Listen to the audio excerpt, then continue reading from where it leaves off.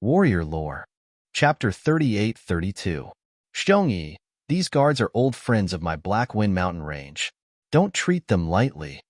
Xiaohua nodded slightly and instructed, of course, the demonic beast race is not our human race, so this old man doesn't dare to judge them. If there are any abnormalities, there is no need to hold back. The safety of our Fortune Gate disciples is the most important. Yes, Xiongyi hurriedly replied. Disciple understands. Xiaohua pondered for a moment and felt that there was nothing else to say. He stood up and said, This old man will not say much. The hidden immortal mainland is only so big. If there are any abnormalities, this old man will be able to hear them. With this old man's ability, it is not impossible for me to rush back in time. Xiongyi and the others naturally did not know that there was a transmission array in the Black Wind Mountain range. When the time was ripe, Xiaohua might set up another transmission array in other places. If he wanted to return, it would be a blink of an eye. Respectfully send off, Master. The group of Fortune Gate disciples bowed on the soaring Dragon Mountain range and said in unison. Xiaohua sent Lu Yi, He Xiong, and the others into the Kunlun mirror and flew into the air. With a flick of his sleeve, all the disciples involuntarily stood up and said, All of you, cultivate in peace. Don't let this old man be disappointed when he returns. With that said, Xiaohua's figure turned into a gust of wind and disappeared into the sky. When Xiongyi and the others hurriedly got up and opened a corner of the array to check, there was no trace of him. Master's escape technique has reached perfection. Although Xiongyi and the others did not dare to release their divine sense, they could not help but whisper after looking at each other. Yes, with Master's cultivation, in the future, he will definitely catch up to that person. Li Xiang narrowed his eyes and said, As Master's father's disciples, we must not lose his face. Two junior brothers, let's discuss a plan. Xiongyi closed the capital star array and said in a low voice, Not only will we take turns to control the Fortune Gate and cultivate, but we will also develop the Fortune Gate's forces. Putting aside the fact that Xiongyi, Prince Lan, and Li Xiang, the three nascent soul cultivators of the Fortune Gate, had begun to make plans for the Fortune Gate, consolidating their respective forces. The Fortune Gate had begun to embark on a difficult path of development. After Xiaohua left the soaring Dragon Mountain range, he first chose a direction that he believed to be correct and flew for several hours before revealing himself. With a wave of his hand, the Pegasus and flying chariot landed in midair. Then, he released Wu Tian and Fu Jiwen from the Kunlun mirror. Xiaohua looked at Wu Tian and asked with a smile, Wu Tian, is the qi of heaven and earth in the Kunlun wonderland abundant? Wu Tian did not dare to be negligent. He bowed and said, Yes, teacher knows that when I first entered, the heaven-earth yuan qi inside was not abundant. Now that I have entered again, I can feel that it is gradually recovering. Although it's not enough for disciple to cultivate freely inside, disciple believes that as long as time passes, it will definitely be possible. Xiaohua nodded slightly and frowned slightly, as if he was thinking about something. Wu Tian didn't dare to ask more. He looked at Fu Jiwen standing at the side with his hands folded. Now, other than the space that could accommodate Wu Tian and the other disciples, Xiaohua could also accommodate the Mountain River Seal and the Kunlun Mirror. Needless to say, the Mountain River Seal was a nation weapon that purely suppressed people. There was no qi of heaven and earth inside. The Kunlun Mirror was somewhat similar to the space. There was a Kunlun Wonderland hidden inside. The Kunlun Wonderland could provide qi of heaven and earth for Wu Tian and the other disciples to cultivate. However, the Kunlun Wonderland had already been destroyed when the Kunlun Mirror shattered. Xiaohua had obtained the fragments of the Kunlun Mirror from the Dawn Rain continent and the hidden Immortal continent and refined them bit by bit. The Kunlun ruins was slowly recovering into the Kunlun Wonderland. However, judging from the current situation, the Kunlun Mirror would not be too far away from recovering its power. However, if the Kunlun Wonderland's barrier wanted to recover, it was not a simple matter. When Xiaohua was refining the Kunlun Mirror, he had already tried to comprehend the barrier of the Kunlun Wonderland. He knew that it was an extremely mysterious spatial barrier that was somewhat similar to the so-called Spirit Gathering Formation. Of course, if it was purely a high-level Spirit Gathering Formation, Xiaohua believed that as long as his cultivation increased in the future, he would definitely be able to refine such a miraculous spatial spirit artifact. However, when Xiaohua was refining the Kunlun mirror, he discovered that this barrier was not as simple as he thought. There were faint traces of an innate divine restriction in this barrier, but it was also very different from what he thought it was. Moreover, this difference made it extremely difficult for Xiaohua to comprehend. In fact, after a long time, it would even give Xiaohua a strange and even terrifying feeling. Xiaohua did not know if this feeling came from the barrier itself or if it was born from his insufficient cultivation. Therefore, after trying to comprehend it a few times, he did not dare to think deeper. Of course, apart from the unfathomable nature of this barrier, the lack of qi of heaven and earth was also a shortcoming of the Kunlun wonderland. Therefore, Xiaohua asked Wu Tian about his feelings. After hearing Wu Tian's words, Xiaohua knew that it was not a long-term plan to leave Wu Tian in the Kunlun wonderland. Not only would this delay Wu Tian's cultivation, but it would also interfere with the cultivation of Lu Yi and the others. Xiaohua's space was the best choice, but Xiaohua had a great worry. That was, the qi of heaven and earth in the space was completely different from the Xiaoyu continent and the hidden immortal continent. Any nascent soul cultivator from outside the space would collapse when they entered the space. Xiaohua did not dare to take the risk of letting Wu Tian and the others enter the space to cultivate. In the end, they would not be able to come out of the space. In this space, I have also received Dao disciples before. Cui Hongshan, Jin Minghui, Su Qing, and other Imperial Thunder Sect disciples have also stayed in there for several years. Moreover, after they came out, their cultivation had greatly improved. This shows that this space is suitable for cultivators to cultivate. However, the problem is that they are only qi refining disciples. The strongest is only foundation establishment, far from nascent soul. This Xiao also does not know if they can come out of the space after cultivating to nascent soul. If they can't come out, wouldn't this Xiao's disciples only be able to guard this unformed space? Could it be that they are like those lonely disciples of fellow Taoist Green Robe? Those lonely disciples have both men and women. If they can't cultivate, they can still reproduce in the space and create a world of cultivation. When Xiaohua thought of this, his eyes suddenly lit up. He clapped his hands and said with a smile, "This Xiao understands. Benevolent great master. This Xiao has to thank you. If I didn't meet you, this Xiao wouldn't be able to understand the relationship between the physical body and nascent soul." That's right. In the cultivation of Buddhism, the physical body and sarira are two things that are difficult to reconcile. Buddhism has always emphasized on abandoning the physical body to become sarira. However, our Dao sect is somewhat different. The physical body is very important in the early stages of cultivation. Dao sect cultivators rely on the physical body to sense the world's origin energy and rely on the meridians of the physical body to refine the world's origin energy.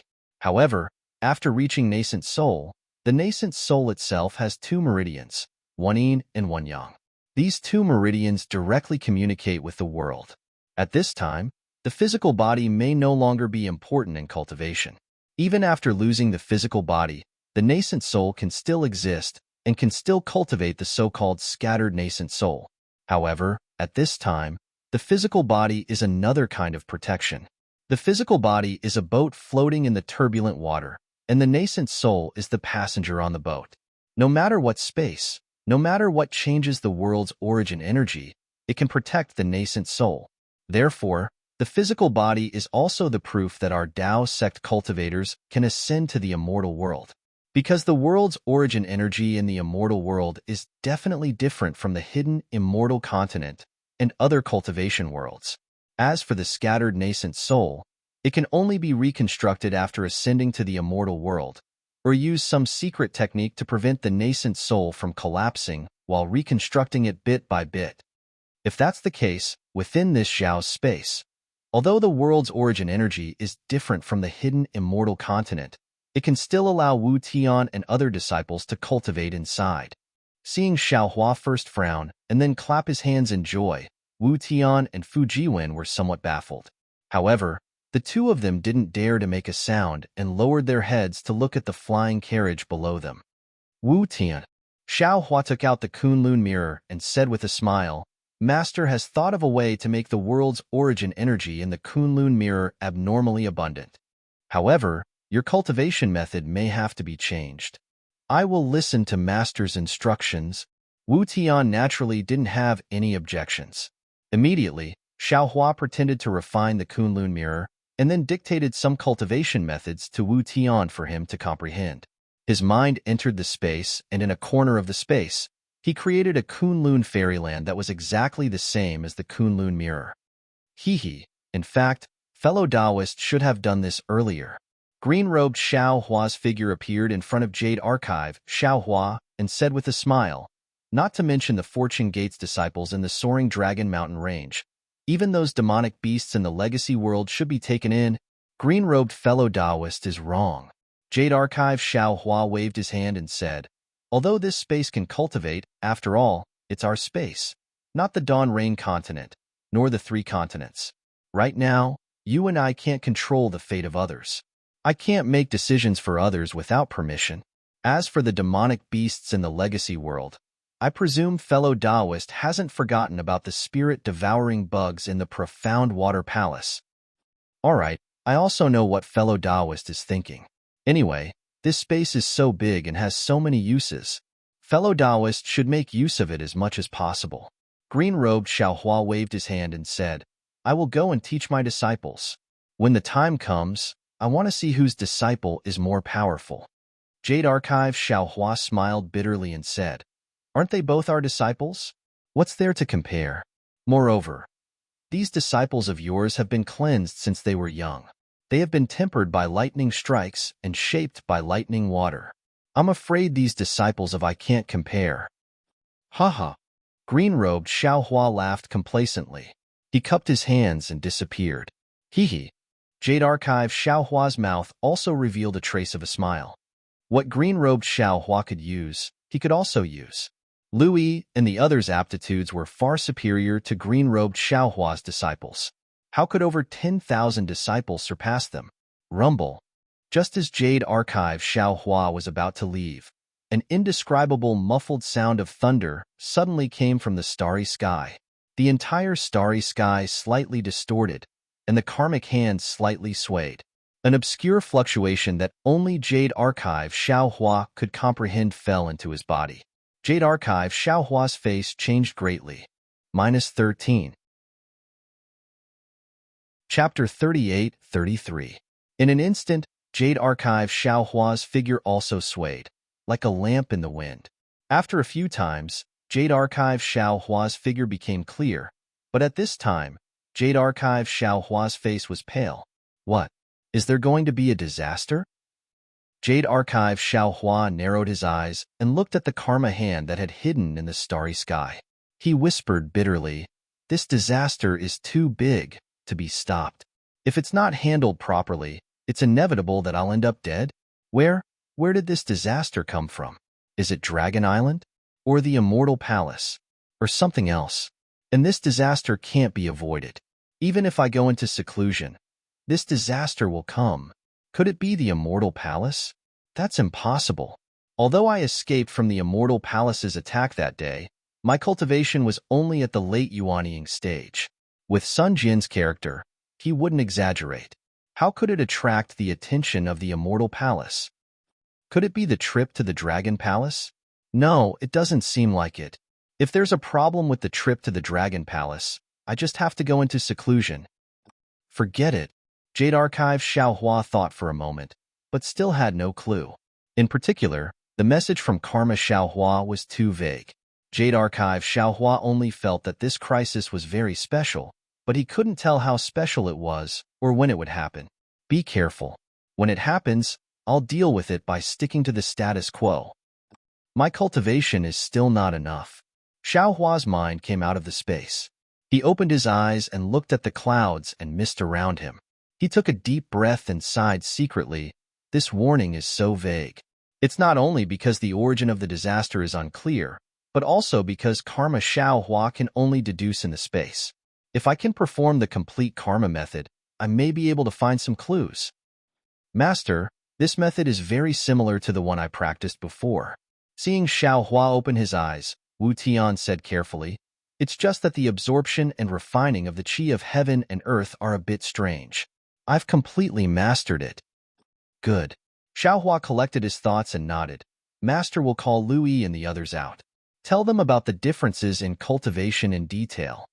Wu Tian was a Jindan cultivator, so explaining the cultivation method to Lu Yi and the other aura refining disciples was naturally as easy as lifting a finger. When Xiao Hua released the group of disciples from the Kunlun mirror, Wu Tian carefully explained the differences between the two cultivation methods. Lu Yi and the others were all peerless geniuses, so they only needed to ponder a little bit to understand. However, they didn't know why Xiao Hua suddenly asked Wu Tian to teach them such a strange cultivation method. Xiao Hua didn't explain much and said to Wu Tian, "Bring the group of junior brothers back to the Kunlun mirror first and test out the new cultivation method. Come out after that. I still have some things to ask you." "Yes, master." After Wu Tian respectfully agreed, Xiao Hua put them into the Kunlun wonderland in his space. "Fujiwen." Xiao Hua turned around and asked, "Where are we now?" When Fujiwen heard this, he couldn't help but feel surprised. He used the eye-clearing technique to take a look and whispered, "Master, this place is very unfamiliar. I don't know either, but it seems that it should be within Yu Province." "Oh? Why are we still in Yu Province?" Xiao Hua didn't find it strange when he heard this. Yu Province was originally big, and he was flying around blindly before, so it wouldn't be strange even if they were circling around the soaring Dragon Mountain range. "Go and inquire about it," Xiao Hua instructed. Not long after, Fujiwen flew back and said with a smile, "Master, we're still in Yu Province. Right now, we're in the territory of Donglin country. Around us are Qizhan country, Lin country, Xian country, and Yifeng country." "Yifeng country?" Xiao Hua raised his eyebrows. He immediately thought of the high-spirited Yu Zhongquan, who wholeheartedly wanted to be a ranger. "Master, do you have any goals for this experiential learning? Or just walk around casually?" When Fujiwen saw that Xiao Hua only let him and Wu Tian out, he knew what Xiao Hua meant and asked carefully, "Master wants to go to the North Sea."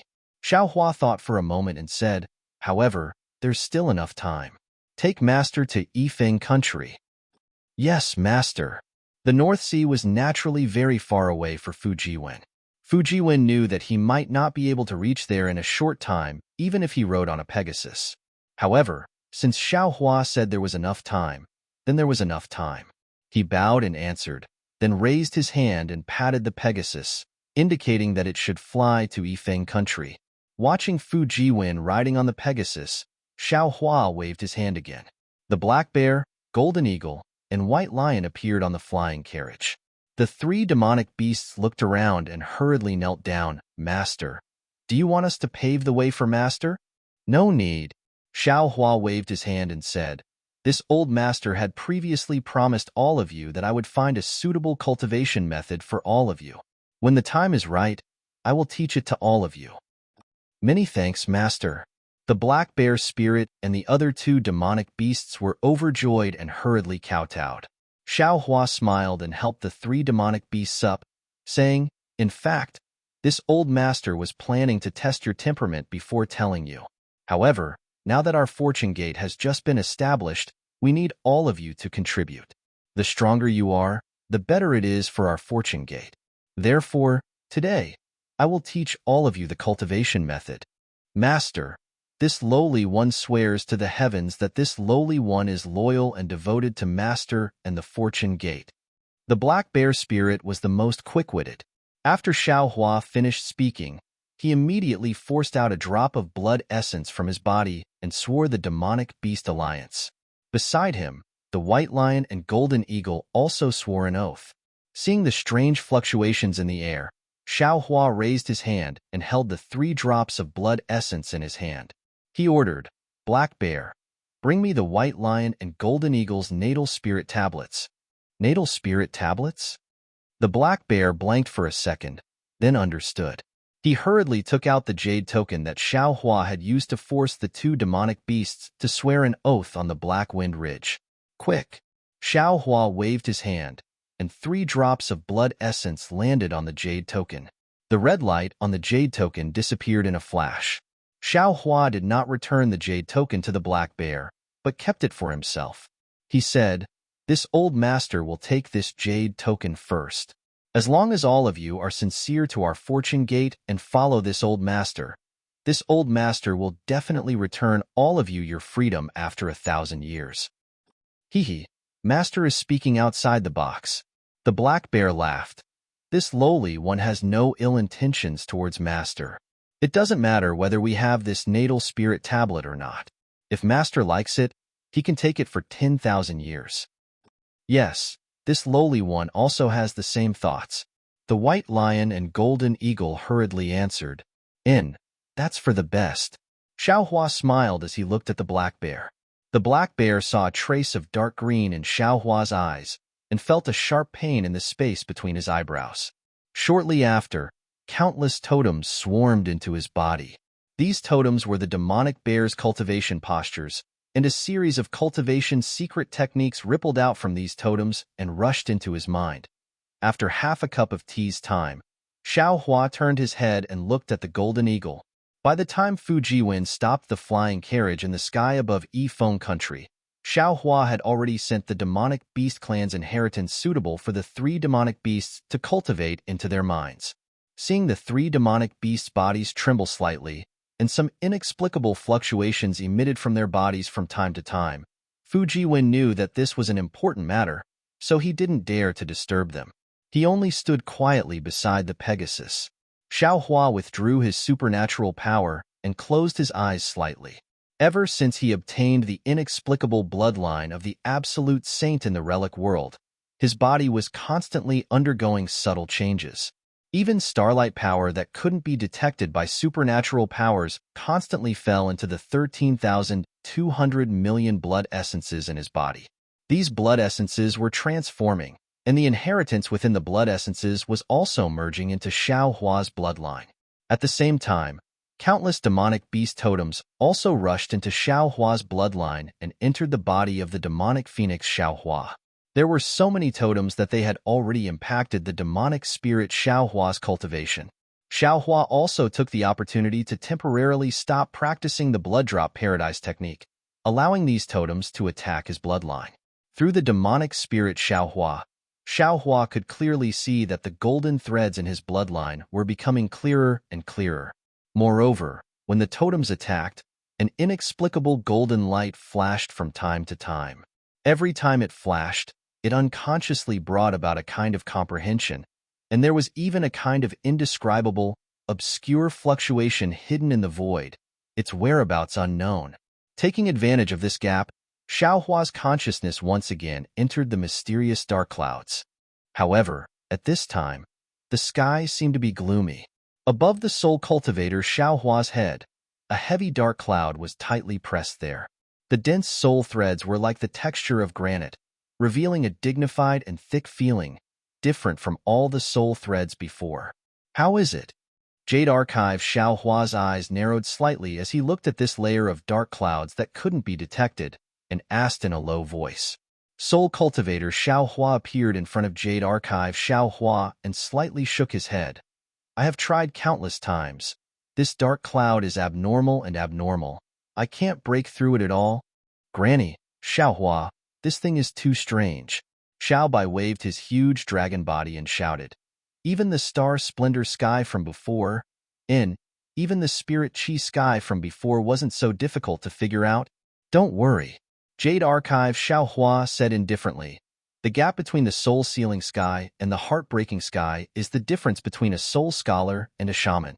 From the perspective of my Tao school, it is the difference between a nascent soul and a spirit-severing stage. This layer depends on luck? That's the only way." Soul Cultivator Xiao Hua closed his eyes. The endless soul threads around his body began to dance. The faintly discernible fragrance of the underworld fruit floated in the air along with the soul threads in the entire heartbreaking sky. After Xiao Hua's consciousness left the mysterious dark clouds, several hours had passed. The golden eagle was the first to open its eyes. The confusion in its eyes disappeared in a flash, and then it kowtowed again full of gratitude. "Many thanks, Master." At this time, the words Master came from the heart more than ever before. The golden eagle understood in its heart that the master of the Tao school in front of it was far from the human cultivator of the Tao school in the eyes of ordinary people. Golden eagle. Xiaohua nodded. How much have you forgotten? Master.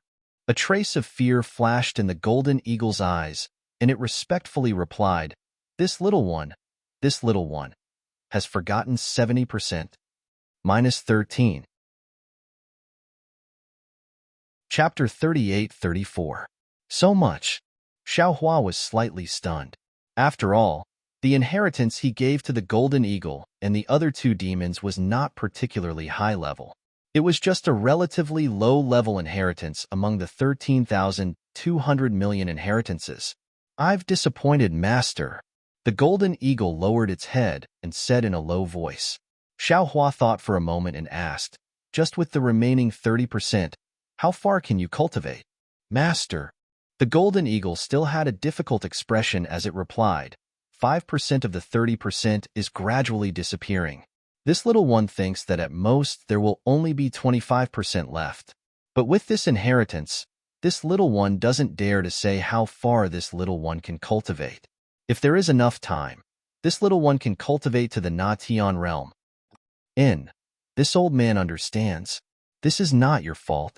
You can cultivate as much as you want. Xiaohua nodded. This old man has also left a cave residence for you 3 demons in the Kunlun immortal realm. You can go in and take a look. Many thanks, Master. The golden eagle kowtowed again. After sending the golden eagle into the space, Xiaohua looked at the white lion and the black bear. He was a little curious as to who would wake up first and how much they would forget. After another hour, the white lion opened its eyes. Its reaction was the same as the golden eagle's. However, to Xiaohua's surprise, the white lion had forgotten 60% and was also forgetting more than 5%. It seems that the more you wake up, the more you remember. After sending the white lion into the space, Xiaohua looked at the black bear spirit who was as timid as a mouse with interest. Although Xiaohua had high hopes for the black bear spirit, the black bear spirit's bloodline was not much stronger than the white lion's. After an hour, the black bear spirit also woke up. He only remembered 5% more than the white lion. However, Xiaohua understood that this 5% was enough for the black bear spirit to cultivate to the devouring the sky realm. It was also enough for the black bear spirit's bloodline inheritance to step into the realm of experts. Perhaps this is all this old man can do now. Xiaohua faced the black bear spirit who was now even more devout and smiled. If you want to transcend mortality and become a saint, then this old man can only help you in the future and replace your blood essence. My greatest ambition in the past was to become the king of Black Wind Ridge. The black bear spirit's answer was not out of Xiaohua's expectations. Right now, this little one's greatest ambition is to guard the door for Master. No matter what cultivation this little one has, this little one will always be the black bear that guards the door for Master. Go and cultivate. Xiaohua waved his sleeves and sent the black bear spirit into space. He said, I'm looking forward to having a great demon saint to guard my cave abode. After sending the black bear spirit into the space, Xiaohua released the golden eagle and asked a few questions. The result did not disappoint Xiaohua. There were 6 solar stars and 3 lunar stars in the space. The power of the stars and the moon was extremely abundant.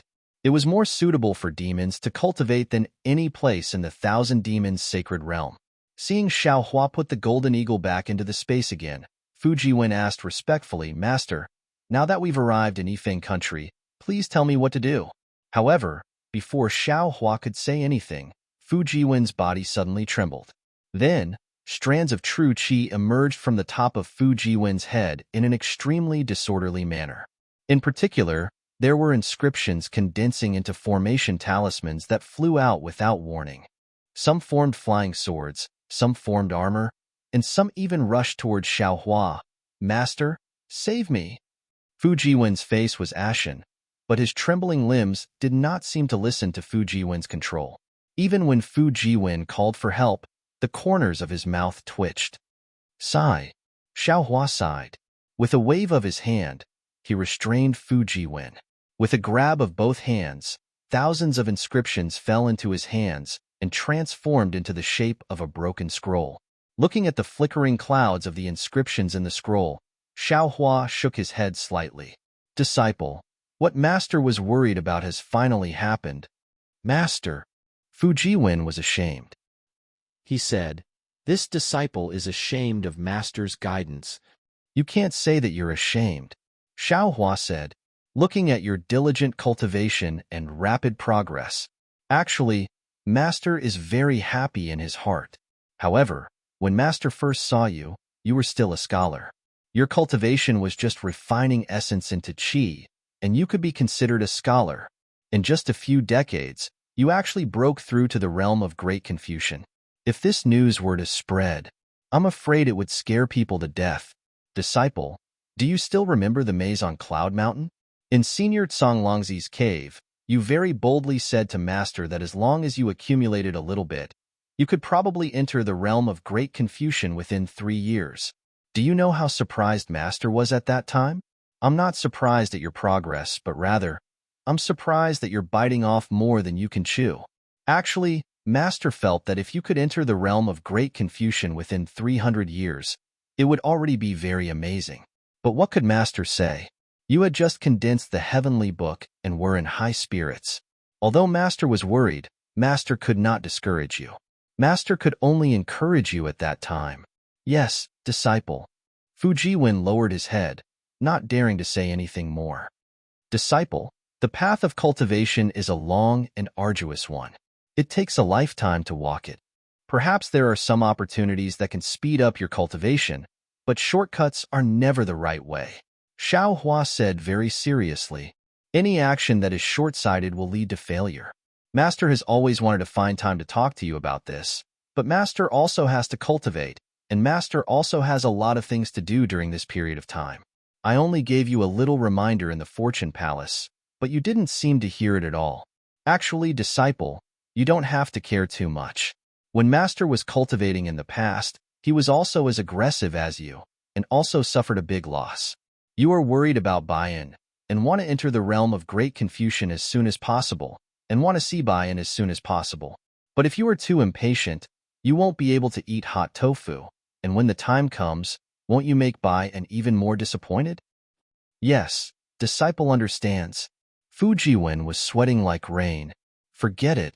Xiaohua waved his hand, and a crystal light fell into Fujiwen's body. After a while, Fujiwen's body could already move. Master will temporarily seal most of your heavenly books. You have to carefully comprehend these sealed heavenly books, and you have to carefully comprehend the cultivation method of Confucian cultivators.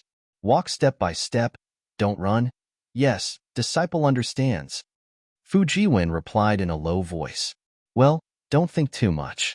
Follow Master down and bring Master to find Yifeng country's Yu clan. Xiaohua instructed. Yes, Master. Fujiwen calmed his mind and rode the heavenly horse down. When Xiaohua kept the heavenly horse and the flying carriage, Fujiwen had already found the location of the Yu clan. Yifeng country was not big, even smaller than Jiang country. With Xiaohua's ability, he could completely detect it with a sweep of his divine sense. However, because of the previous warning, Xiaohua did not want to attract any trouble and did not dare to be careless. He only followed Fujiwen outside Yifeng country's capital, looking at the not-so-majestic city walls and the simple villagers entering and leaving the city gate. Xiaohua somewhat understood. The Yu clan was not a great family of Confucian cultivators. From the information that Fujiwen found out, the Yu clan was only a secondary 7th-rank aristocratic family. The so-called Great Confucian cultivator that came out was probably many years ago. Only this kind of small country would be able to support the Yu clan. Yifeng country's city gate was also guarded by soldiers, and it seemed that the inspection was very strict. Occasionally, there would be some people who looked like spies being arrested. This made the atmosphere in and out of the city gate a bit tense. However, with Xiaohua's ability and Fujiwen's identity as a Confucian cultivator, entering Yifeng country was not a difficult matter. When the two people arrived in front of the Yu residence, Xiaohua frowned again. The layout of the Yu residence was very large, occupying dozens of acres of land in Yifeng city. There were many pavilions, terraces, and pavilions inside. Even the two copper lions in front of the residence gave off a kind of steadiness that had been passed down from generation to generation. However, at this moment, this steadiness was broken by some noisy carriages and people wearing court uniforms and military armor. These people's faces carried some nervousness and respect as they hurriedly shuttled in and out of the wide, open residence gate. Some servants wearing embroidered clothes also followed these people in and out, shouting loudly, as if they were announcing and welcoming them. Xiao Hua had never liked this kind of bustle, so he simply released his soul consciousness and probed inside the Yu residence for a moment. He said to Fu Jiwen in a low voice, "The person Master is looking for is not in the residence. It seems we can only pay a visit." "Yes, Master. Please wait here for a moment." Fu Jiwen thought for a moment and smiled. This disciple will use the name of an assassin to visit the Yu clan. I wonder who Master is looking for? Yu Zhongquan, the young master of the Yu residence. Xiaohua replied, "This child is fated with this old man. Today, I have specially come to settle the karma." He, this disciple understands. It seems this disciple will have another little junior brother. Fu Jiwen said with a smile as he took out the name of an assassin from his bosom. If it's fated, it should be a little junior brother and a little junior sister. Xiaohua's eyes narrowed as he replied thoughtfully. Fu Jiwen took out his name of an assassin and very politely smiled at the servant who came to greet him. "This one is Fu Jiwen. I have specially come to pay a visit to the residence's young master, Yu Zhongquan.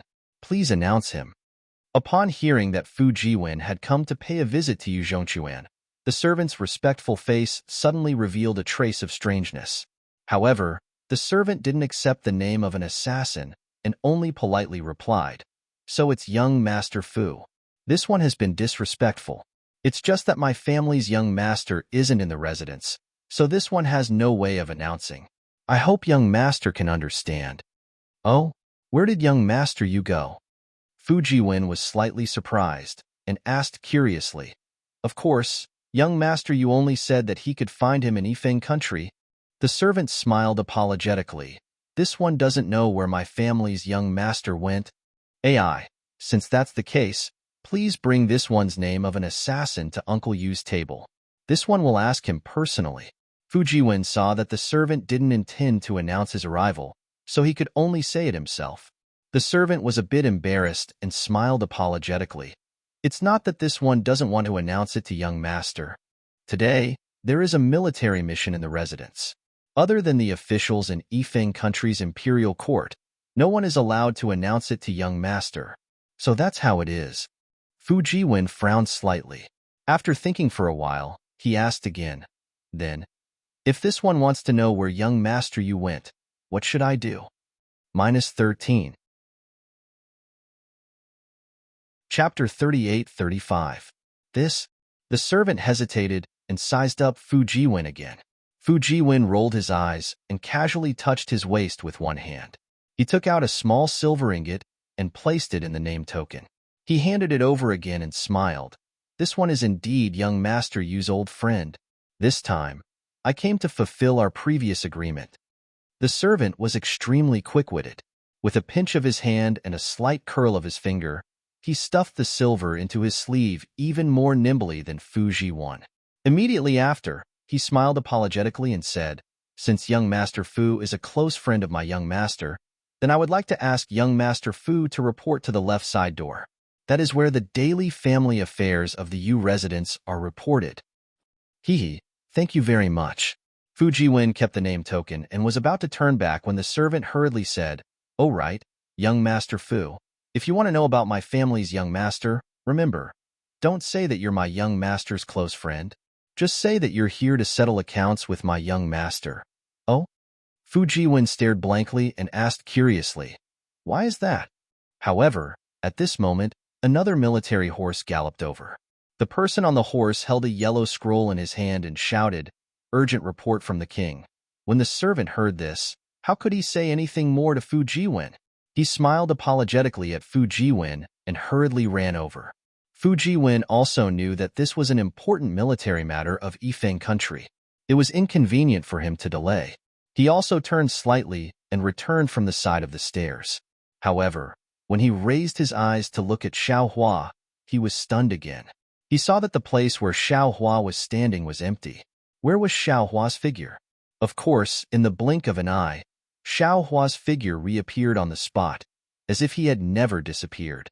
In an instant, Fu Jiwen understood that he had not seen wrongly, nor had his master disappeared. Instead, it was his master who had merged with all things in the world.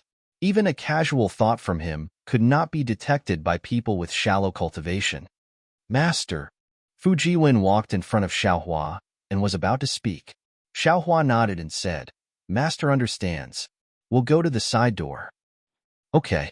Seeing his own master so condescending to go to the side door, Fu Jiwen felt more and more that this Yu Zhongquan was important to Xiao Hua. He hurriedly agreed and walked in front. The side entrance of the Yu residence was not small. Although it did not have the copper lion to suppress evil, the tightly shut vermilion door and the neat pine and cypress trees on both sides of the vermilion door also gave off a solemn and dignified air. Fu Jiwen walked to the front of the vermilion door and lightly knocked on the brass ring. In a moment, an elderly servant poked his head out.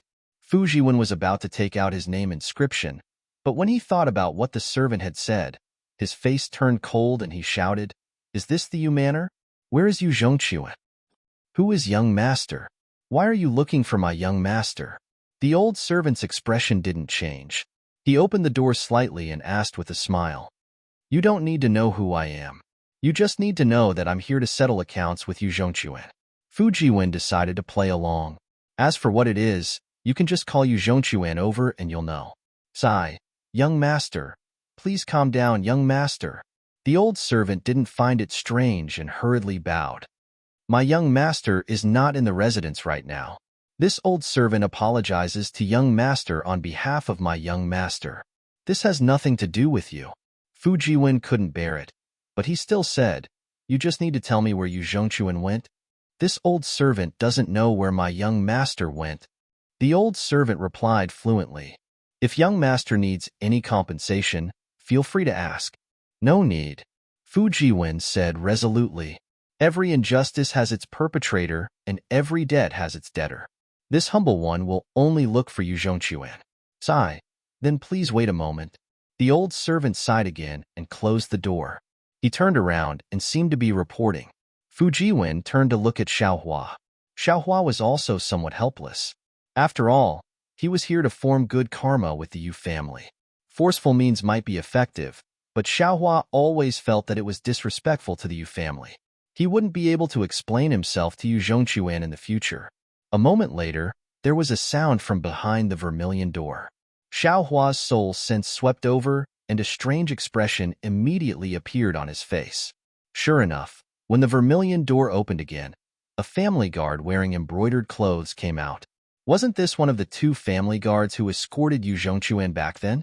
However, those two family guards didn't report their names from beginning to end, so Xiao Hua didn't know their names. The family guard pushed open the door and looked at Fu Jiwen. He frowned and said, This young master, I don't know how my young master offended you. My young master isn't here now, so if you have anything to say, just say it. As for my young master's whereabouts, forgive me for not being able to tell you. Not waiting for Fu Jiwen to make up a story, Xiao Hua's figure flashed and arrived in front of the family guard. He opened his mouth and said, It is this Xiao who came to look for Yu Zhongquan. Do you still remember this Xiao? Xiao Hua's sudden appearance in front of the family guard gave him a fright. The family guard abruptly retreated, true energy actually appearing around his body. He shouted with extreme vigilance, You! Who are you? And? Xiao Hua smiled and looked at the family guard. He said expectantly, Could it be that you have already forgotten? When Yu Zhongquan ran away from the marriage, you, seventh uncle Yu, and another family guard went to Bronze Pillar Country to chase after him. You even ran into bandits on the way. That? The family guard looked at Xiao Hua up and down, somewhat puzzled. He smiled and said, This Taoist Xiao, this one doesn't know what Taoist Xiao is talking about. When did he run away from the marriage? Xiao Hua's eyeballs almost fell to the ground. He said in shock, Yu Zhongquan. How many times did he run away from the marriage? AI, Taoist Xiao should know. Every time my young master ran away from the marriage, he was chased back, and every time he was chased back, he would run away again after a few days. The family guard said with an extremely bitter smile, "To tell the truth, this one already can't remember how many times my young master ran away from the marriage.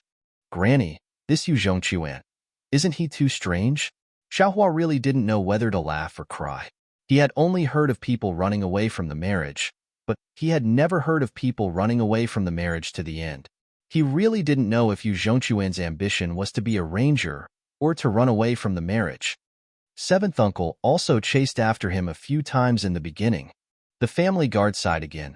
Later, seventh uncle also got old and couldn't catch up anymore.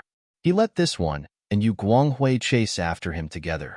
But later, Guanghui died in the hands of a demon when he encountered bandits. Now, only this one is left. AI. This one hasn't received any news from the young master yet. Otherwise, this one would have already chased after him. What? Even Fu Jiwen, who was next to him, couldn't help but exclaim, "Could it be? Yu Zhongquan ran away from the marriage again?" While speaking, Fu Jiwen turned to look at Xiaohua, not knowing what to say.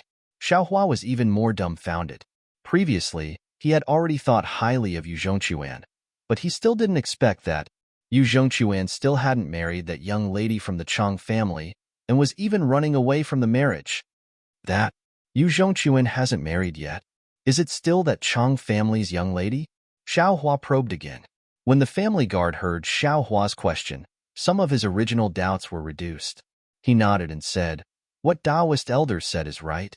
It's still that young lady, but now she has become the Chang family's young lady." Xiaohua was quite puzzled and asked curiously, "Since Yu Zhongquan isn't willing to marry the Chang family's young lady, then why does the Yu family insist on forcing him to marry the Chang family's young lady?"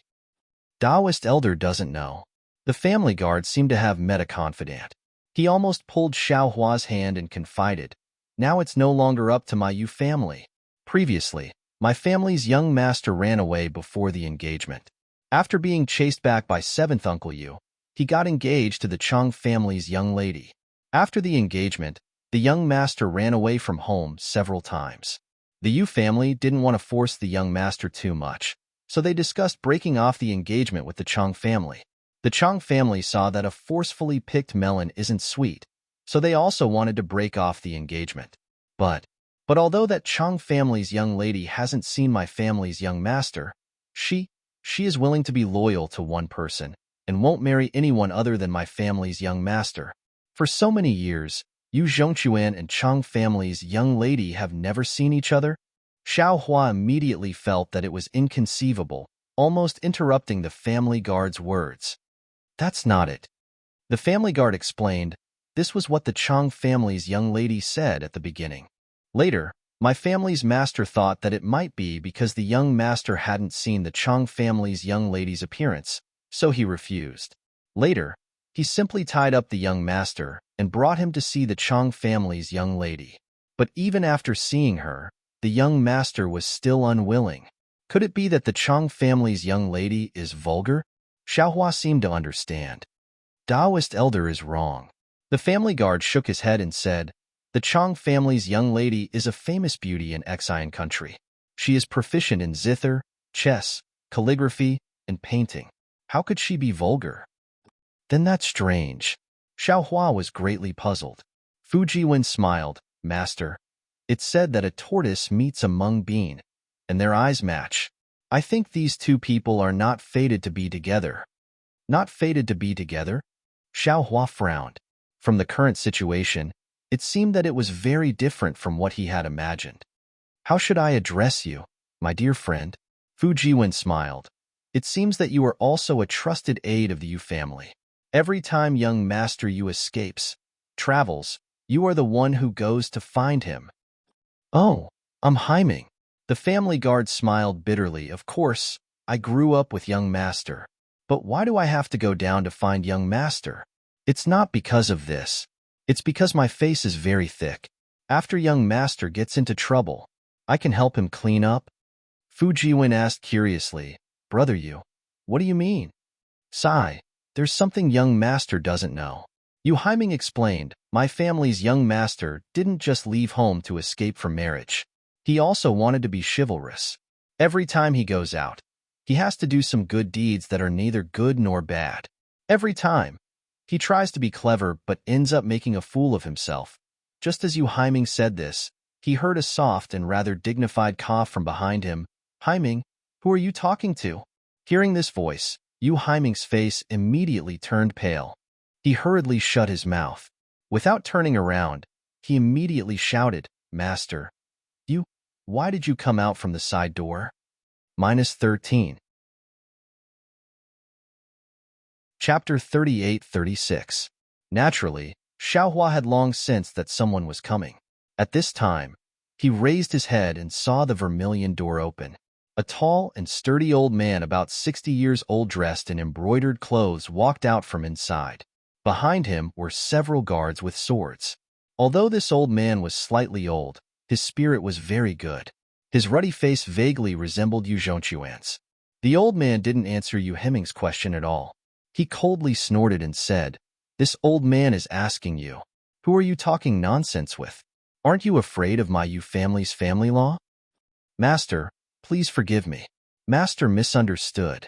Yu Haiming hurriedly bowed and said, This is Xiao Daoist and his disciple. Back then, when this little one accompanied seventh uncle to Copper Pillar Country to find the little Gongzi, this little one remembers. Back then, this Xiao Daoist even saved the little Gongzi's life. It's just that Xiao Daoist didn't seem to have changed after so many years. This little one almost couldn't remember. Oh? Hearing Yu Haiming's words, the old man didn't dare to be negligent. He looked at the young Xiaohua and cupped his hands. So it's Xiao Daoist. This old man will repay the kindness of Daoist for saving my son. However, this old man has some important matters to attend to in the palace.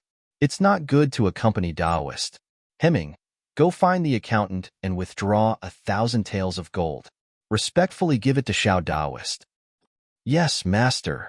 Yu Haiming didn't dare to be negligent and hurriedly replied. Xiaohua waved his hand and said, Master Yu seems to have misunderstood the purpose of this Zhao's visit. This Master Yu didn't even tell Xiaohua's name. It seemed that he really had some urgent matters. However, the main meaning was that he didn't really believe Yu Haiming's words. Now that he heard Xiaohua speak, he couldn't help but ask with interest, Oh?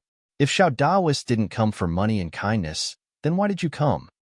Xiaohua hesitated slightly. It wasn't wise to speak of his intention to take in a disciple now. However, if he didn't say it now and mention it later, it would give people a misconception. Xiaohua thought of the story between Yu Zhongquan and Miss Chong and said, This Xiao came to see Yu Zhongquan and see if I can take him as a disciple. Disciple? You? Are you joking? Master Yu was stunned. His pair of withered yellow eyes looked at Xiaohua up and down 3 times. Then, he looked at Yu Haiming at the side and said to Xiaohua solemnly, Daoist Xiao, if this old man didn't see that you have some skills, my loyal servant wouldn't lie in front of this old man. This old man would almost beat you out of here. Although you have the grace of saving my son's life, it is absolutely impossible for my Yu clan's descendant to join the Dao sect. Even if Quan agrees, this old man will never agree. Taoist priest, please? All right. Xiaohua didn't drag things out. He nodded and said, Since we're not fated, then this Xiao won't force it. Haiming. When Master Yu saw Xiaohua like this, he was even more like 7th Uncle Yu that day, treating Xiaohua as a swindler. He coldly snorted and said, In the future, your pair of eyes need to be sharpened. Don't believe anyone who says it's related to Quan. This old man told you to take care of Quan, and you just, unfortunately, before Master Yu finished speaking, a thunderous voice shouted from afar, Yu Zhongquan, which one of you is Yu Zhongquan? Get out here for this old man. Not good. When Yu Haiming heard this, his face changed slightly and he looked at Master Yu. What are you afraid of? Master Yu glared at Yu Haiming and said angrily, Quickly go and take a look. Could it be that someone is going to tear down my Yu clan? Yes. Yu Haiming hurriedly agreed and ran towards the front door of the Yu clan. Boom! Before Yu Haiming could turn around the pine tree, he heard a loud noise. Several tall and straight trees were uprooted and flew into the air. Even the square bricks and bluestones on the ground were lifted up. These broken pieces of wood and gravel were mixed with great force and smashed towards Yu Heming. Yu Hezing was startled and hurriedly raised his hands. The true qi around his body surged as he tried to block these things. However, just as he raised his hands, the gravel in front of him flew over. The true qi around Yu Hezing's body was immediately shattered by these gravel. Yu Hezing turned pale with fright. He quickly leaped to dodge, but at this moment, not to mention the gravel covering his entire body, even the area around him was covered by the gravel. "How dare you?" Hearing Old Master Yu's angry roar, the guards behind him followed his order and flew up, each of them urging their true qi to save Mingyu. Unfortunately, they were too far away from Yu Heming. How could they make it in time? Rather than saying that they wanted to save Yu Heming, it was better to say that they were blocking in front of Master Yu to block the broken pieces of wood for him. Seeing that several guards had passed by him, the broken pieces of wood and gravel had already landed in front of Yu Heming. Master Yu was shocked. He didn't expect that the intruder's strength would be so strong. Moreover, he was ruthless and didn't show any mercy. However, it was too late for him to make a move now. Master Yu raised his hand and put it down again, watching coldly. Pa, pa, pa. A loud rumbling sound came from where Yu Heming was. All the broken pieces of wood and gravel that landed on Yu Heming's body were blocked by an invisible barrier and fell to the ground. Yu Heming, who had already given up on resisting, naturally used his hands to protect his chest in vain. His head was tucked into his chest. At this time, he was stunned as he watched the broken pieces of wood that were enough to kill him slowly fall to the ground. His eyes flashed with disbelief. Yu Heming was safe and sound. On the other hand, the guards who rushed out to block in front of Master Yu were barely able to resist under the pressure of the broken pieces of wood. Two of them even had their arms injured. "Ga, Yu Yun." A thunderous voice came unexpectedly from not far away. "I didn't expect that after not seeing you for a few years, your cultivation has become so profound." Following this voice, a man who was even more burly than Yu Yun in armor flew out from behind the pine and cypress trees. In this burly man's hand, he was holding a servant of the Yu residence. "Go, you tight-lipped dog slave." The burly man flew closer and shook his hand. He shouted, "Kowtow to your master." The servant flew towards Yu Yun even more ferociously than the broken pieces of wood from before. A powerful force enveloped Yu Yun before the servant landed. Hiss! Yu Yun sucked in a breath of cold air, and his eyes flashed. He didn't dare to stay in the same spot any longer. Instead, he flew forward slightly and raised his hands. The noble qi surging around him formed an oval shape in front of him. Pooh! The servant landed on the noble spirit, and his body slowly floated down. Yu Yun's solemn expression had just relaxed when the noble spirit that Yu Yun had activated suddenly produced an explosive force. With a loud boom, Yu Yun's body was sent flying back a few feet. The servant who had originally landed and the few guards who had blocked the broken pieces of wood were also sent flying by this explosive force. "Ha ha ha, old man Yu. It seems like you haven't changed much from before. You've been living like a dog all these years." With a loud laugh, the burly man landed from midair, and the entire ground shook slightly. Looking at the burly man in armor in front of him, Yu Yun sneered, "Sima Minghong, are you here to find someone or to provoke me? Are you representing the Sima family or yourself? Yu Zhongquan is the legitimate son of your Yu family, right?" Sima Minghong looked at Yu Yun and asked indifferently. "Yes, he is my son." Yu Yun nodded and replied sarcastically, "Could it be that Brother Sima has a dispute with my son?" "Humph, not to mention your son. Even you, what qualifications do you have to fight with me?" Sima Minghong snorted arrogantly. "Sima Mingguang has the qualifications to say this, but you don't." Yu Yun's expression didn't change as he retorted sarcastically, "Hee hee, don't worry, don't worry.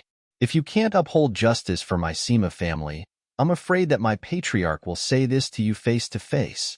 But when that time comes, you should know the result." Sima Minghong wasn't angry. He waved his hand and said, "Yin Quickly come over and tell your story to the patriarch of the Yu family. He will definitely uphold justice for you. It was only at this moment that a frail-looking scholar walked over from the end of the pine and cypress tree. Not only was this scholar young, but his face was also pale. Although the brocade robe on his body was bright, his left sleeve was fluttering in the wind. It was obvious that he didn't have a left arm. Junior Sima Yin greets Uncle Yu. The scholar walked in front of Yu Yun, bowed with difficulty and said, Junior's matter requires Uncle Yu to uphold justice. Seeing Sima Yin like this, how could Yu Yun not know why he was here? Yu Yun's mouth was filled with bitterness. He raised his hand and said, Nephew Sima, please rise. May I know when you met my son, and how did you get into a dispute with him? Dispute? Sima Minghong sneered. My Sima family doesn't dare to have a dispute with the Yu family's son. My Yin couldn't cultivate since he was young and could only read books. It can be said that he doesn't even have the strength to truss a chicken. Your son relied on his cultivation and knew some bullshit swordsmanship to bully the weak. Facing such a weak and defenseless scholar, he actually dared to attack him. Old man Yu, if you don't uphold justice for my Yu family today, do you believe that I won't tear your Yu family apart from the outside? Sima Minghong. Yu Yun sneered and said, although this old man's son is unfilial and has many shortcomings, this old man knows that he has always been reasonable and abhors evil. If it isn't something that he can't stand, he absolutely won't act. This matter can't be just based on nephew Sima's side of the story. What do you mean by he didn't like? What he didn't like was something that he should attack. Sima Minghong sneered. Not to mention that there are officials and laws in this world. There are also Confucian laws. Even if there weren't any, he shouldn't have attacked a weak child. Sima Minghong kept mentioning laws and saying that Yu Yun didn't have the strength to truss a chicken. These words made Yu Yun's mouth extremely bitter. -13. Chapter 38-37. Uncle, please uphold justice for your nephew. At this moment, Sima Yin took the opportunity to speak. He knelt on the ground and said, a few days ago, your nephew brought a group of guards to the outskirts for a walk. We met a few villagers who bumped into your nephew's carriage and dirtied your nephew's brocade robe. Your nephew didn't want to escalate the matter and only wanted to ask for 1 or 2 copper coins to teach them a lesson. But at this moment, your noble son descended from the sky. Not only did he disperse the guards who were protecting your nephew indiscriminately, he even cut off your nephew's left arm. He kept saying that he wanted to get rid of violence and bring peace to the people. Uncle, this little nephew only wanted to teach the villagers some etiquette and some lessons. How did it become cruel? Nephew, please get up. Yu Yun's face was a little green as he raised his hand and said, it does sound like this old man's son is in the wrong. However, this old man has already said that what nephew said is only the opinion of one person. This old man still wants to ask my son. If it is really his fault, this old man will definitely cut off his left arm as an apology for you. Thank you, uncle. Sima Yin stood up, trembling. He looked very weak. Yu Yun looked at Sima Yan's left arm and bit his lip. He understood that if an ordinary disciple's arm was cut off, it might not be able to be reborn. But how could a disciple of a scholarly family be cut off just like that? Since the Sima family didn't want to reattach Sima Yan's arm, they naturally had other plans. Quickly call Yu Zhongquan out. Sima Minghong shouted. I want to see what kind of guts he ate to actually dare to hurt my Sima family disciple. Sigh, my son isn't at home. Yu Yun sighed. I didn't teach my son well and couldn't discipline him. These days, he has been wandering outside. Even I don't know where he went. Hee. Sima Minghong looked straight at Yu Yun and sneered. Old man Yu, don't refuse a toast only to be forced to drink a forfeit. I won't hide it from you. My clan head was furious when he heard about this. If it weren't for my persuasion, he would have come personally. My Sima clan is a scholarly clan. When have we ever suffered such a loss? This old man came here today to try peaceful means before resorting to force. If the Yu clan doesn't give me an explanation, not only will this old man not leave easily, the development of the situation in the future will definitely be out of my control. The threat in Sima Minghong's words was very obvious, not to mention that he was staring at Yu Yun like a sharp sword. Yu Yun narrowed his eyes and replied indifferently, my Yu family has been spreading its influence in Yifeng Nation for more than a year or two. What kind of scenery have we not seen? Although my Yu clan can't be compared to your Sima clan, if you want to take away my son with just a few words, Sima Minghong, you're thinking too simply. Simple or not, this old man doesn't know. Sima Minghong waved his hand again. A crane rushed into the air and disappeared in an instant. He then smiled and said, this old man only knows that it's fine if you don't hand over Yu Zhongquan today. But you have to give my Sima clan an explanation. My Sima clan disciple's arm can't be chopped off for nothing. What kind of explanation do you want? Yu Yun asked thoughtfully. Sima Minghong took out an envelope from his chest. With a flick of his finger, the envelope fell in front of Yu Yun and said, this is a letter from my clan head. You'll know once you read it. Yu Yun took the envelope and slowly opened it. When his gaze fell on it, his eyes flashed with anger. He raised his head and said coldly, impossible. This old man can't agree to this kind of condition. Boom. Just as Yu Yun opened his mouth, the envelope in his hand spontaneously combusted and instantly turned into ashes. Since you can't agree, Sima Minghong wasn't surprised by Yu Yun's reaction. He smiled and said, then don't blame my Sima clan for not giving your Yu clan face. Generals, listen up. Yes. It was at this moment that several cultivators who were wearing the same armor as Sima Minghong flew over from out of nowhere. When they heard Sima Minghong's order, they all replied in unison. Sima Minghong. Yu Yun said angrily, You are trying to start a war between our two clans. This old man can't bear this crime. Sima Minghong laughed. Since you can't hand over Yu Zhongquan, then this old man can only order the generals to go to your Yu clan and capture him. Your Sima clan's disciple barged into my Yu clan like this. Isn't this a slap to my Yu clan's face? Isn't this provoking a war between our two clans? Yu Yun said angrily. Sima Minghong retorted, that's right. Since you know that this old man's actions are a slap to your face, then Yu Zhongquan chopped off my Sima clan's disciple's arm. Isn't that a slap to my Sima clan's face? The one at fault is your Yu clan. Quan is indeed not at home. Otherwise, why wouldn't this old man let him out to confront me? Yu Yun suppressed his anger and said helplessly, if he's really not at home. Sima Minghong thought for a moment and said, old man Yu, make an oath and tell me where Yu Zhongquan went. This old man will give you face today. Otherwise, as soon as Sima Minghong said this, Yu Yun's face flushed red. Not to mention that he was forced to swear an oath in front of his own house. Even if he revealed Yu Zhongquan's whereabouts, he wouldn't be able to face the Yu family. However, if he didn't do this, then the Sima clan's people would barge into the Yu residence. The ones who would lose face would also be him and the Yu residence. Sima Minghong was forcing him step by step. He didn't plan to let today's matter end well. Otherwise what? Yu Yun asked coldly. Haha, what else can we do? Sima Minghong finally revealed his sharp teeth.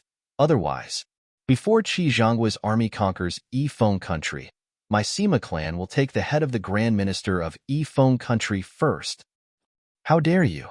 Yu Yun's body trembled, and a sharp aura emitted from his body. He left the residence from the side door and headed to the palace to discuss with the Emperor of Yifeng country about how to deal with Qi Zhangguo's army. The Grand Minister of Yifeng country was Yu Yun's eldest son, Yu Zhongli. Now, the Yu residence's soldiers and message delivery were also discussing the battle report from the front line. Old man Yu, this matter is no longer up to you. Sima Minghong said coldly, it was your Yu clan who provoked us first and offended the dignity of my Sima clan. My Yu clan is already very merciful by not sending troops directly. At this moment, there were naturally soldiers flying out from the Yu residence. Their murderous aura wasn't inferior to the cultivators brought by Sima Minghong. However, Yu Yun understood that if it was a normal situation, he could fight with Sima Minghong. But now, he definitely couldn't let the Yu clan get worse. Unfilial son, thinking of Yu Zhongquan, Yu Yun's eyes were filled with anger. At the same time, a heavy sense of powerlessness surged from the bottom of his heart. Just as Yu Yun was thinking about whether to compromise, he heard a clear voice in the distance, who is looking for my husband? ever since Sima Minghong appeared. Xiao Hua and Fu Jiwen hid at the side and watched everything that was happening in front of them with interest. At this moment, when he heard someone speak, he had already released his soul consciousness. However, when he saw the person clearly, he frowned. He saw a woman wearing ordinary clothes flying over on clouds. This woman was short, and her body was slightly plump. Her face was like a full moon, revealing a kind of luxurious appearance. She was completely different from the ghost Huang Yi that Xiao Hua saw in the Huang clan of Tianmin Mountain. Husband? Sima Minghong looked at this woman who was only in the scholar realm. Disdain appeared on his face as he waved his hand and said, "You are that shameless woman from the Chang clan who only wants to marry Yu Zhongquan, right? This old man really doesn't understand why Chang Honglai is so indulgent with you. If it was this old man, I'm afraid that I would have already slapped you to death." Junior Chang Yuan greets Senior. The woman landed on the field and respectfully bowed to Sima Minghong. She replied neither arrogantly nor humbly. Fortunately, this junior's surname is Chang and not Sima. My father had a great scholar teach this junior about filial piety. Since young, this junior has known the principle of being filial to one's parents. Since this junior has already been betrothed to Yu Zhongquan, then this junior is Yu Zhongquan's wife. Even if my husband doesn't want this junior still has to keep my chastity for my husband. If this becomes the Sima clan's shameless, then this junior doesn't know what the Sima clan's so-called fickle woman is called in the Sima clan. You. Sima Minghong's face was slightly red, and he was rather embarrassed. Sima Yan's eyes lit up, and he said frivolously, "So this is the Chang clan's young lady. This junior has long heard of you. Now that I see you, you really live up to your reputation. Although Yu Zhongquan is your husband in name, you two are not husband and wife in reality. Moreover, Yu Zhongquan is already a grasshopper after autumn. Not many people can survive. This junior advises you to make early plans. It is my fortune to be able to marry someone with such great ambitions like Yu Lang. Even if I have to die with my husband, it will be worth it." Chang Yuan looked at Sima Yin with disdain and sneered. "It's still better than someone who got his arm chopped off by a woman and lived an ignoble life." Chang Yuan's words immediately pointed out the question that Yu Yun couldn't ask and even exposed Sima Yan's scars. Sima Yan's face was filled with shame and anger. "Shut up." Sima Minghong scolded Sima Yan and asked Chang Yuan, "Chang clan's young lady, did you come here on your own or on behalf of Xian country's Chang clan?" "This junior naturally came here on my own. This has nothing to do with my Chang clan or Xian country." Chang Yuan replied faintly, "Moreover, this junior is clear about Senior's intentions. Since my husband isn't here, if Senior has any problems, please come to this junior." "You." Sima Minghong was really caught off guard. He really didn't expect Chang Yuan to come. He also didn't expect Chang Yuan to stand up for Yu Zhongquan. Chang Yuan was right. Although Chang Yuan and Yu Zhongquan weren't married, and Yu Zhongquan had been running away from the marriage, they were still engaged. Chang Yuan could replace Yu Zhongquan's matters. -13. Chapter 38-38. Yuan or Yu Yun was truly moved. Chang Yuan's appearance instantly pulled the Yu family out of an extremely awkward situation and blocked the Sima family's meticulous plans. He opened his mouth and said, "You don't have to, father." Chang Yuan's face was slightly red, as if it was the first time she had been called that. "This is a matter between the boy and my husband. You don't have to worry about it." "All right," Sima Yin laughed nastily and said, "Since you're willing to stand up for Yu Zhongquan, then I'll take one of your arms today. If you're willing." "Shut up." Without waiting for Sima Yin to finish speaking, Sima Minghong berated again. If it was Yu Zhongquan, this old man would naturally take one of his arms first and then send it to my Sima family.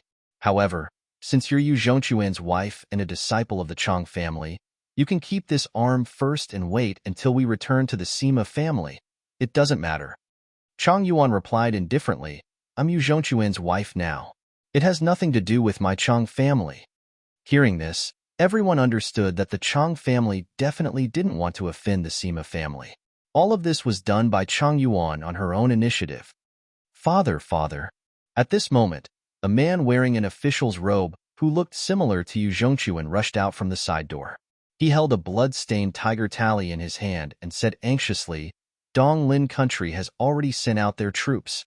Their grand tutor has brought a group of disciples and is approaching the capital city. Hearing this, Yu Yun's face became anxious. His gaze fell on Chang Yuan, and he said in a low voice, This is urgent. Yuan, I'll have to trouble you for now. Hee. Let's go. Sima Minghong saw that the situation was hopeless and that the Sima family couldn't get any benefits from Yifeng country for the time being. He laughed coldly and reached out to grab Chang Yuan. Wait. Right at this moment, even though it sounded indifferent, it was filled with boundless majesty in the hearts of everyone present. Sima Minghong was slightly startled, and he looked towards the source of the voice with great vigilance, only to see a tall and skinny Dao sect cultivator slowly walking over. Wasn't that Xiao Hua, who had been watching the show from the side? Sima Minghong frowned, and his eyes flashed with confusion. When he arrived in front of the Yu mansion, he had already seen the surrounding situation clearly. Xiao Hua and Fu Jiwen were quietly standing not far away. Although it looked very abrupt, Sima Minghong's divine sense swept over them, and even the clear eyes technique didn't find anything special about Xiao Hua. Only Fu Jiwen's body emitted a faint Zhanqi aura, and this aura didn't attract Sima Minghong's attention. In particular, Sima Minghong closed in step by step. Although the Yu clan's patriarch, Yu Yun, kept defending himself, Yu Yun didn't even look at Fu Jiwen, who was beside him. Fu Jiwen also didn't have any reaction. He even looked like he was watching a show. Sima Minghong already knew that these two people had nothing to do with the Yu clan. Moreover, if Fu Jiwen wasn't beside him, Sima Minghong would have even thought that Xiao Hua was a wandering Taoist. However, who would have thought that at such a crucial moment, when the Yu clan gave up and the Sima clan was about to succeed, this Taoist that was almost ignored by Sima Minghong actually spoke up. Moreover, the moment he stood up, the aura around him seemed to cover up everything in the Sima clan. How could Sima Minghong not know that he was in trouble? Fellow Taoist. Sima Minghong hurriedly cupped his hands and said, May I know why fellow Taoist spoke up? Who would have thought that Xiao Hua would completely ignore him? Instead, he walked in front of Chang Yuan, looked into her eyes, and asked kindly, Chang Yuan, do you know this old man? Say, senior? Chang Yuan naturally felt the mountain-like pressure coming from Xiao Hua's body. At the same time, she also felt the mountain-like kindness in Xiao Hua's voice. However, she looked at Xiao Hua, shook her head slightly and said, Junior doesn't know senior. Then, do you know Huang Yi? Xiao Hua asked again. Huang Yi. Chang Yuan frowned even more. After thinking for a moment, she shook her head again. Junior also doesn't know him. Disappointment appeared on Xiao Hua's face. Cough, cough, fellow Taoist. Sima Minghong coughed a few times and wanted to speak again. Xiao Hua sneered. His gaze swept over and he said indifferently, Those who use their strength to bully the weak are not worthy of being Xiao Hua's fellow Taoist. You. Sima Minghong's eyes narrowed. He raised his hand but put it down again. Now that he had already taken the initiative in the Yu clan's Yifeng country, he definitely wouldn't spoil the initiative because of a trace of anger. Yu Zhongli and Yu Yun also stood there, not daring to move. They had a feeling that Xiao Hua's appearance was definitely not a bad thing for the Yu clan. Yu Yun even glanced at Yu Heming, who was standing there stupidly. Could it be that you really can't remember? Xiao Hua once again looked kindly at Chang Yuan. Huang Yi, little cabbage, Tianmin Mountain? Senior, Chang Yuan's face was slightly red. She said in a low voice, Junior indeed doesn't know what Senior is talking about. Xiao Hua slightly closed his eyes. His heart was rather unwilling. After thinking for a bit, he slowly raised his hand as if he was holding onto something extremely heavy. There were even invisible soul threads wrapped around his finger. As Xiao Hua's finger pointed, it landed between Chang Yuan's eyebrows. Chang Yuan only felt her vision go dark. The stars and the sun in the sky all turned into flowing light and rushed into Xiao Hua's finger. She was also sucked into it. Immediately after, the beautiful and tragic scene of that night on Tianmin Mountain floated before her eyes. Time passed for a very long time, yet it also seemed to pass for a very short time. When the sun suddenly appeared, Chang Yuan once again saw Xiaohua standing in front of her, alive and well. As for the ferocious Sima Minghong, his face still carried the anger from before. Chang Yuan felt that her face was slightly cold. She used her hand to wipe it away. Her face was already filled with tears. Do you remember what happened? Looking at Chang Yuan's tear-streaked face, Xiaohua asked again. Senior's story is very tragic and beautiful. The fate of Huang Yi and Yu Zhongquan also made this junior sigh. Chang Yuan still shook her head. But this junior is Chang Yuan, not Huang Yi. Alas, forget it. Xiaohua sighed. Human strength is sometimes limited. This Xiao can't cover the sky with one hand. Thank you, senior. Chang Yuan bowed slightly. Do you need this old man to take action? Xiaohua looked around and asked softly. Chang Yuan shook her head. There's no need to trouble senior. Huang Yi can turn into a cabbage and live an ignoble life for Yu Zhongquan. Why can't Chang Yuan die with Yu Zhongquan? Senior has nothing to do with this junior. How can this junior let senior take risks? While speaking, Chang Yuan's eyes flickered. She hurriedly bowed to Xiaohua again. Wait. Suddenly, Xiaohua's body shook. He hurriedly said, You. Open your eyes and let this old man take a closer look. Chang Yuan was somewhat embarrassed. This old man is old enough to be your grandfather, Xiaohua said with a smile. If this old man's guess is correct, you must be the person this old man is looking for. Okay. Chang Yuan bit her lips. She opened her eyes and looked straight at Xiaohua. Hiss, as expected. Xiaohua stared at Chang Yuan's pitch-black pupils and carefully examined the details inside. His impression of Huang Yi's appearance was basically from Huang Mingxiang's, but he had an extremely deep impression of the soul condensed into eyes. Huang Yi's ghost cultivation divine ability was called Seven Eyes Beautiful Fire. Her eyes contained an extremely powerful ghost fire. These eyes were exactly the same as her eyes when she was alive. They were completely different from Huang Mingxiang's eyes on Tianmin Mountain. But the strange thing was that the soul's eyes that Xiaohua had a deep impression of were exactly the same as Chang Yuan's in every detail. Say, senior. Chang Yuan had never looked straight at a man for such a long time. She said somewhat shyly, Junior. Chang Yuan, Xiaohua said with a smile. The so-called eyes are the god of the heart, and the heart is the master of the soul. If a person falls into the cycle of reincarnation, everything in the past will be counted as the past, and everything in this life will be reborn. However, although reincarnation can erase the appearance of the soul, it can't erase the soul's core. Although you can't remember your past life, and it's different from your past life, but your soul, your heart, and your eyes haven't changed. You are the person this old man is looking for. A trace of surprise and excitement appeared on Chang Yuan's face. But Junior, you don't need to remember who you were in the past. Moreover, this old man will make you forget. Xiaohua raised his hand and lightly tapped between Chang Yuan's eyebrows. He said with a smile, You only need to know that from today onwards, you are this old man's disciple. Even if the Yu clan can't make a decision for you, even if the Chang clan doesn't want to stand up for you, with this old man here, not to mention Sima Minghong, even if the entire Sima clan comes, this old man will definitely not let you suffer the slightest grievance. Say, senior, Chang Yuan's heart gave birth to incomparable trust in Xiaohua. But suddenly asking her to become his disciple really made it difficult for her. Junior is a Confucian cultivator, not a Tao cultivator. Junior's sister, Fu Jiwen, who had been standing respectfully at the side, said with a smile, Not only is Master's Tao cultivation unfathomable, his Confucian cultivation is also as vast as the sea.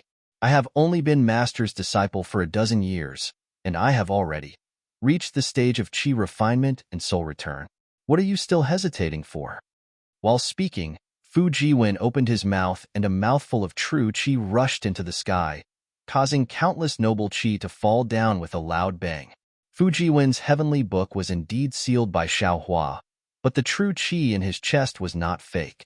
Although he did not reach the stage of chi refinement and soul return, he still had the late stage of chi refinement. At the side, Sima Minghong and Yu Yun's expressions changed. Sima Minghong even reached out and grabbed a scroll in his bosom.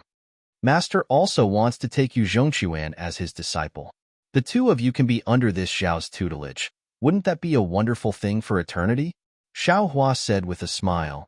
But Chang Yuan asked again. Junior still doesn't know Senior's name. This old man is the Dao sect's Xiao Hua. Xiao Hua replied amiably. Although Xiao Hua's voice was soft, in the eyes of others, it was no different from a bolt from the blue. What? You are Black Wind Mountain's Xiao Hua, Taoist Master Xiao? Sima Minghong almost could not suppress his cry of surprise. At the same time, he suddenly thought of the attack that was blocked when he was showing his might. What? Do I not look like it? Xiao Hua slightly frowned. He raised his eyes to look at Sima Minghong, who he did not know before. He did not understand why everyone was so surprised. -13. Chapter 38-39. You're the one who broke the Immortal Palace's inescapable net formation at Black Wind Ridge, swallowed 100,000 heavenly soldiers in one gulp, defeated the giant spirit Immortal General with one strike, and forced perfected Lord Qing to return to the Immortal Palace. Taoist Xiao Hua? Admiration appeared in Chang Yuan's eyes, and she almost stuttered as she asked, What are you talking about? Xiao Hua touched his nose, not knowing whether to laugh or cry. He knew that this was false information spread by Taoist Master Qing Su, but he couldn't refute it, so he thought for a moment, then asked with a smile, What? Wasn't this old man a little too vicious and evil? Do you still dare to take me as your master? Why wouldn't I dare? When she didn't know that Xiao Hua was the Immortal Palace's enemy, Chang Yuan was still somewhat hesitant, but now, Chang Yuan actually stiffened her neck and said, When Disciple came to Yifeng country, Disciple first sent a message to Chang family, but Chang family really hurt Disciple's heart. You family. Disciple didn't dare to say anything, but Disciple felt that if Yulang was here, he might end up like Disciple. In the eyes of aristocratic families, the life and death of an individual can never compare to the prosperity of the family. Master dared to challenge the Immortal Palace, so your name has already spread throughout the hidden Immortal Realm. It's Disciple's honor to be able to take you as my master. At this point, Chang Yuan's face, which had always been strong, became somewhat distressed. If Disciple doesn't take you as my master, the outcome will be death, but if Disciple takes you as my master, the worst outcome will also be death. Moreover, if Disciple takes you as my master, Disciple can still meet Yulang, then why wouldn't Disciple take you as my master? Immediately, Chang Yuan bowed and said, Disciple Chang Yuan greets Master. After Chang Yuan kowtowed 9 times, Xiao Hua helped her up with a smile and said, Kowtowing 9 times means you're my disciple, and I'll bear all your karma. Yes, Master. Chang Yuan nodded and obediently stood beside Fu Jiwen. Hee, congratulations, Master. Congratulations, little junior sister. Fu Jiwen congratulated with a smile, not putting the dozen or so disciples of the Sima family in his eyes at all. Sima Minghong's face was green and red, and he was extremely embarrassed. He wanted to reprimand Xiao Hua, but he didn't dare. After all, the cultivator in front of him was a fiend who ate 100,000 heavenly soldiers. Such a fearsome reputation. Even the entire Sima family would not dare to provoke him. However, Sima Minghong, who represented the Sima family, had no choice but to speak up. He gritted his teeth and said, Taoist Master Xiao, since you want to take Miss Chang as your disciple, then she and my Sima family are. Naturally, I will take care of these trivial matters. Xiao Hua looked up at Sima Minghong and said coldly, Since you asked about this matter, this old man will definitely give you a satisfactory answer. Oh? Sima Minghong was slightly stunned. He didn't really understand what Xiao Hua meant. Swoosh. At this moment, the entire sky seemed to have darkened. Sima Minghong felt as if his limbs were unable to move. The true energy in his body instantly froze. The entire entrance of the Yu mansion was dead silent. This. Sima Minghong's forehead was covered with sweat. He was extremely shocked. What kind of divine ability is this? Could it be? Just when Sima Minghong was trembling with fear and was afraid that Xiao Hua would kill him to silence him, a familiar voice clearly entered his ears. My name is Sima Yen. That day, when I was passing by Qinghong town, I happened to see a beautiful young lady resting under the shade of a tree with an old man accompanying her. That young lady was very beautiful, and I liked her very much. At that time, it was noon, and there were no passers-by around. I let a group of guards surround the tree and prepare to have some fun. But at this time, Yu Zhongquan flew over in the sky and wanted to save the young lady. The guards couldn't beat Yu Zhongquan, and my left arm was also cut off by him. Sima Minghong raised his head in horror. He saw Sima Yin walking in front of everyone with his eyes wide open. There was no expression on his face as he spoke word by word. Not only did he speak about the day when Yu Zhongquan saw injustice on the road, he also spoke about the plans of the Sima family. At the end, Xiao Hua glanced at Sima Minghong, who was sweating profusely, and said, "Sima Yin, apart from the dispute between you and Yu Zhongquan that day, have you ever ruined the chastity of other women? Have you been stained with the blood of other people?" Yes, last year in Jianghai town, Sima Yin was like a well-behaved child as he spoke about his scandals one by one. It seemed that he didn't know shame. Xiao Hua only heard a few things, and his face was already filled with anger. He waved his hand and said, "Enough." Yes. Sima Yin obediently listened. Xiao Hua looked at Sima Minghong and said coldly, "Sima Minghong, this is your Sima family's disciple? He is really brave. Sima Yin really deserves to die." Sima Minghong suddenly felt that the sky was bright and he could move again. He hurriedly said, "This one will take him back to the family and ask the family head to punish him. My Sima family wrongly blamed the Yu family and will definitely come to apologize in the future." I. Sima Yin looked at everyone and listened to Sima Minghong's words. His face was pale as if he thought of something. He said a few words but didn't know what to say. "Ha." Xiao Hua laughed and said, "You killed 3 people and defiled several women. When you return to your Sima family, you will only be punished. Your Sima family's rules are also very good. It's a pity that you met this old man. Since this old man dared to take Yu Zhongquan as a disciple, of course I value his righteous conduct. If he can enforce justice on behalf of the heavens, why can't this old man do the same?" Spiritual Master Xiao. Sima Minghong was shocked and wanted to say something, but he saw a red spot appear on Sima Yin's forehead. This red spot instantly spread to his entire face. Io. Sima Yin anxiously shouted and reached out to scratch his face.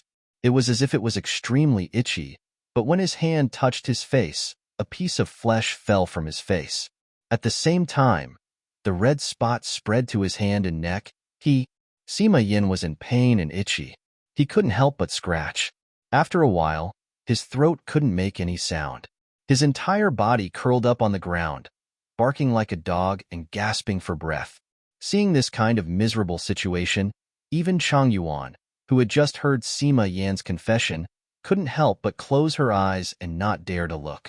After half a cup of tea's time, Xiao Hua lightly said, "This is this old man's answer to your Sima family. You can leave now." Chang Yuan opened her eyes and only saw a few bones on the ground slowly disappearing in a pool of blood. Where was Sima Yan's corpse? Good. Sima Minghong clenched his teeth and said, "I will remember Spiritual Master Zhao's words. I will report this matter to my family's patriarch. Take advantage of this old man's good mood and leave quickly." Xiao Hua waved his sleeves and said, "You can find this old man to take revenge, but don't involve others. If this old man finds out that your Sima family is doing something else, don't blame this old man for being ruthless. I don't know if your Sima family's disciples can even fill the gap between this old man's teeth. Leave." Sima Minghong still wanted to say something, but when he saw Xiao Hua sticking out his tongue and licking his lips, he was really afraid. Xiao Hua's methods were unpredictable. Although he had an extremely powerful scroll in his arms, in the end, he didn't dare to take it out to test it. Seeing that Sima Minghong left with a dozen cultivators, Yu Yun and Yu Zhongli retracted their gazes from the sky. The two of them looked at each other and bowed at the same time. "Junior thanks Spiritual Master Xiao for your help." "No need." Xiao Hua ignored the two of them and said indifferently, "This Xiao has no fate with you. You don't have to thank me. Your enemy has already forced you to the city. If you can't defeat the enemy, I'm afraid that the enemy will be even more ferocious than the Sima family." Speaking up to here, Xiaohua hesitated and said, however, this old man sees that the enemy is at the initial stage of a scholar. If you can't find enough help to resist, I'm afraid. Speaking up to here, Yu Yun's expression changed greatly and he exclaimed, Murong Hamping? He actually personally went out to fight? Impossible, right? Yu Zhongli said anxiously, Murong Hamping is the state preceptor of Donglin Kingdom. My Yifeng Kingdom doesn't have a state preceptor. How could he? Xiaohua didn't care about Yu Yun and Yu Zhongli's surprise. He waved his hand and said, let's go, Chang Yuan. This matter has nothing to do with us anymore. Master will take you to find Yu Zhongquan. But, Master, Chang Yuan looked at Yu Yun and Yu Zhongquan's ashen faces and couldn't bear it. She also understood Murong Hamping's power and said in a low voice, Yifeng Kingdom is Yu Lang's home. If his home is invaded by Donglin Kingdom, what will he think? Moreover, if Master doesn't help, even if my Chang family sends troops over to help, the Yu family won't be able to avoid the misfortune of being annihilated. How will Master tell Yu Lang? Senior Immortal, save us. Senior Immortal, save us. Yu Yun and Yu Zhongquan were still hesitating. Yu Heming, who saw that the situation wasn't right, immediately rushed over and knelt in front of Xiaohua, shouting, this lowly one deserves to die. This lowly one actually didn't recognize Senior Immortal's appearance before. This lowly one really didn't expect that after so many years, your appearance hasn't changed at all. Back then, young master and you had never met, yet you were able to save him from the hands of bandits. Even seventh Uncle Yu, who disliked Taoists very much, often talked about Senior Immortal's appearance after he left. Although seventh Uncle Yu isn't here anymore and my young master isn't in the residence, this lowly one is still here. This lowly one kowtows to Senior Immortal and pleads Senior Immortal to save my Yu residence and the people of my Yifeng Kingdom. This lowly one is willing. Yu Heming was willing for a moment, but couldn't think of what he should say. In the end, he could only forcefully kowtow to the ground. Blood flowed from his forehead as he said, Senior Immortal has the world in your heart. You definitely can't bear to let the flames of war spread throughout Yifeng Kingdom. Senior Immortal, please be merciful. Yu Heming was indeed anxious. He even praised the eminent monks of the Buddhist sect. However, seeing Yu Heming like this, other than Yu Yun and Yu Zhongli, the other Yu family guards also knelt on the ground. After all, Murong Hamping's power was well known in several countries. -13. Chapter 3840. Yu Zhongli bit his lip and looked at his hesitant father, then looked at the noisy army in the distance. Steeling his heart, he lifted his official robe and knelt on the ground, solemnly saying, Junior Yu Zhongli greets Taoist Xiao. Junior will now go to battle against Murong Hamping. Junior does not dare to ask Senior to save Yifeng country, but after Junior leaves, the Yu family will belong to Yu Zhongquan. Senior, please consider your relationship with Zhongquan. Please extend your hand and save my Yu family. Looking at his own son kneeling down, Yu Yun's heart wasn't filled with grief, but with deep regret and self-blame. Previously, Xiaohua had said very clearly that he wanted to accept his son as his disciple, but he had mercilessly refused and even said ruthless words. But now, at this critical moment, how could he still plead with him? If he had formed good karma before, he wouldn't need to say anything now. Old ancestor. At this moment, a slightly immature voice sounded in the distance. A boy in an imperial robe, surrounded by a group of palace maids, came over in a dragon carriage. Along with this voice, another tyrannical divine sense swept over from outside Yifeng country's capital. This divine sense Yu Yun was very familiar with. Wasn't this the state preceptor of Donglin country, Murong Hamping? Yu Yun knew very well that back then, when Donglin nation invaded Xian nation, it was because of Yu Zhongquan and Chang Yuan's marriage alliance that Yifeng nation and Xian nation joined forces. Furthermore, with the help of Confucian cultivators who were familiar with the Chang family, Xian nation was able to escape a calamity. Now that Donglin country invaded again, because of Yu Zhongquan, Xian country couldn't send troops for the time being. Moreover, the situation in Yu province was delicate. Many Confucian cultivators couldn't act independently, and Yu family couldn't find suitable help to resist Murong Honping. Yu Yun had always hoped that Donglin country would follow the old rules of hidden, immortal continent. As long as a country didn't have a state preceptor, the state preceptor wouldn't go to war first. But he never expected that Murong Honping would come personally. Since Murong Honping came, Yifeng country was finished. Father. Just as Yu Yun was thinking, Yu Zhongli stood up and said, "The monarch is here." Boy immediately faced the enemy. Taoist Master Xiao. It's all Junior's fault for being blind. Yu Yun knew that it would be extremely difficult for Yu Zhongli to return from this trip. He hurriedly looked at Xiao Hua and said a few words. He gritted his teeth and was about to kneel on the ground.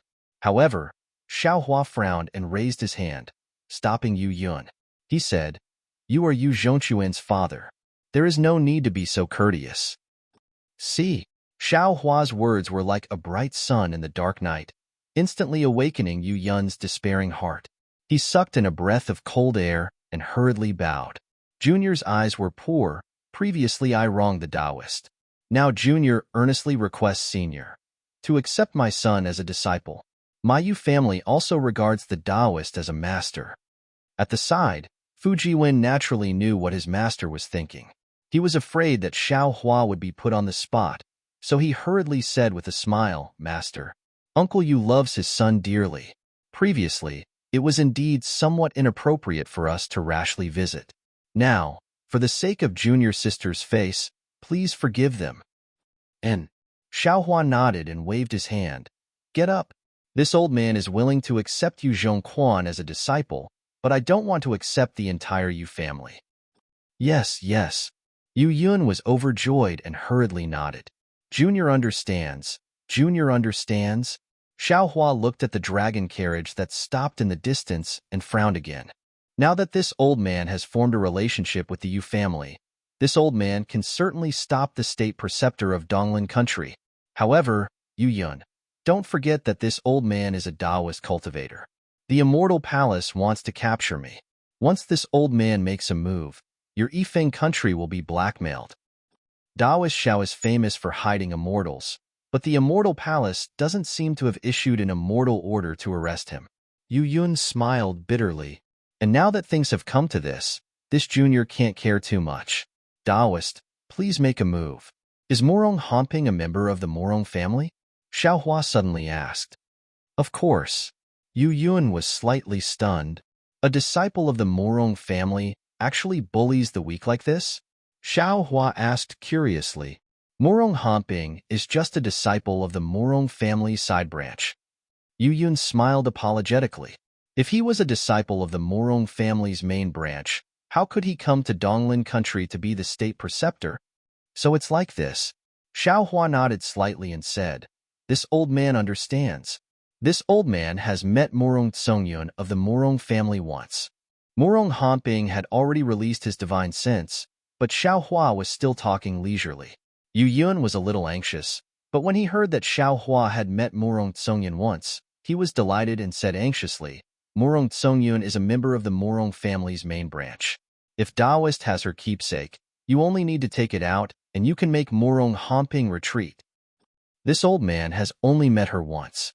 How could I have a keepsake?" Xiao Hua smiled.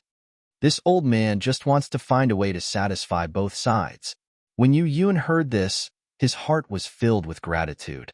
He turned to Yu Zhongli and said, "Li go and tell the monarch that my Yu family will send people out to fight." "Yes, father." Yu Zhongli replied and hurriedly rushed over. The monarch of Yifeng country was just a puppet in front of the Yu family. Yu Yun's words were the imperial edict in Yifeng country. "Master, if it doesn't work, let this disciple go out to fight." Fu Jiwen volunteered. Xiao Hua shook his head. "If you weren't sealed by me, you would definitely be able to do it. But now, you are not Murong Honping's opponent." Sealed?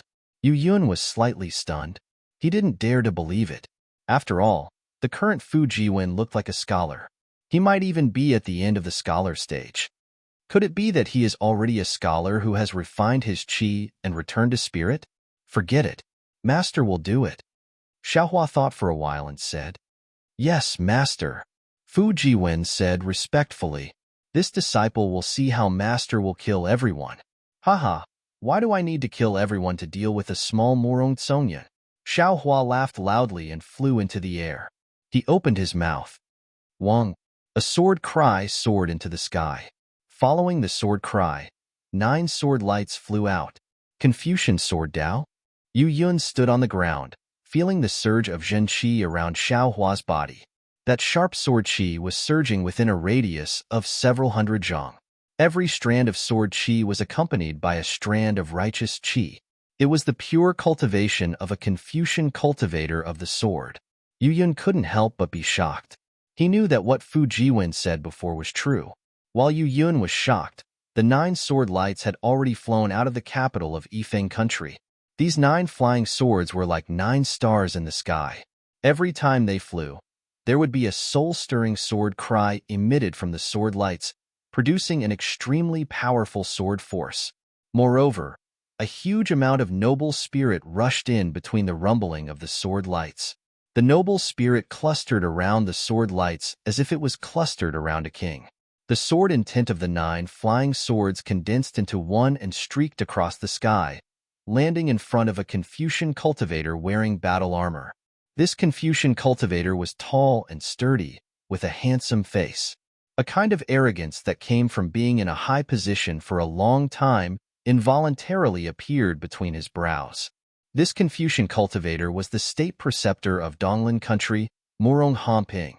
However, at this time, how could Morong Hamping still feel contempt? Looking at the flying swords whistling through the air, all his previous plans turned into dust and dissipated in the sword qi. How is this possible? When did the Yu family make friends with a master stage cultivator? Regardless of whether it was the information obtained or the clear eyes technique, there was no mention of such a powerful figure.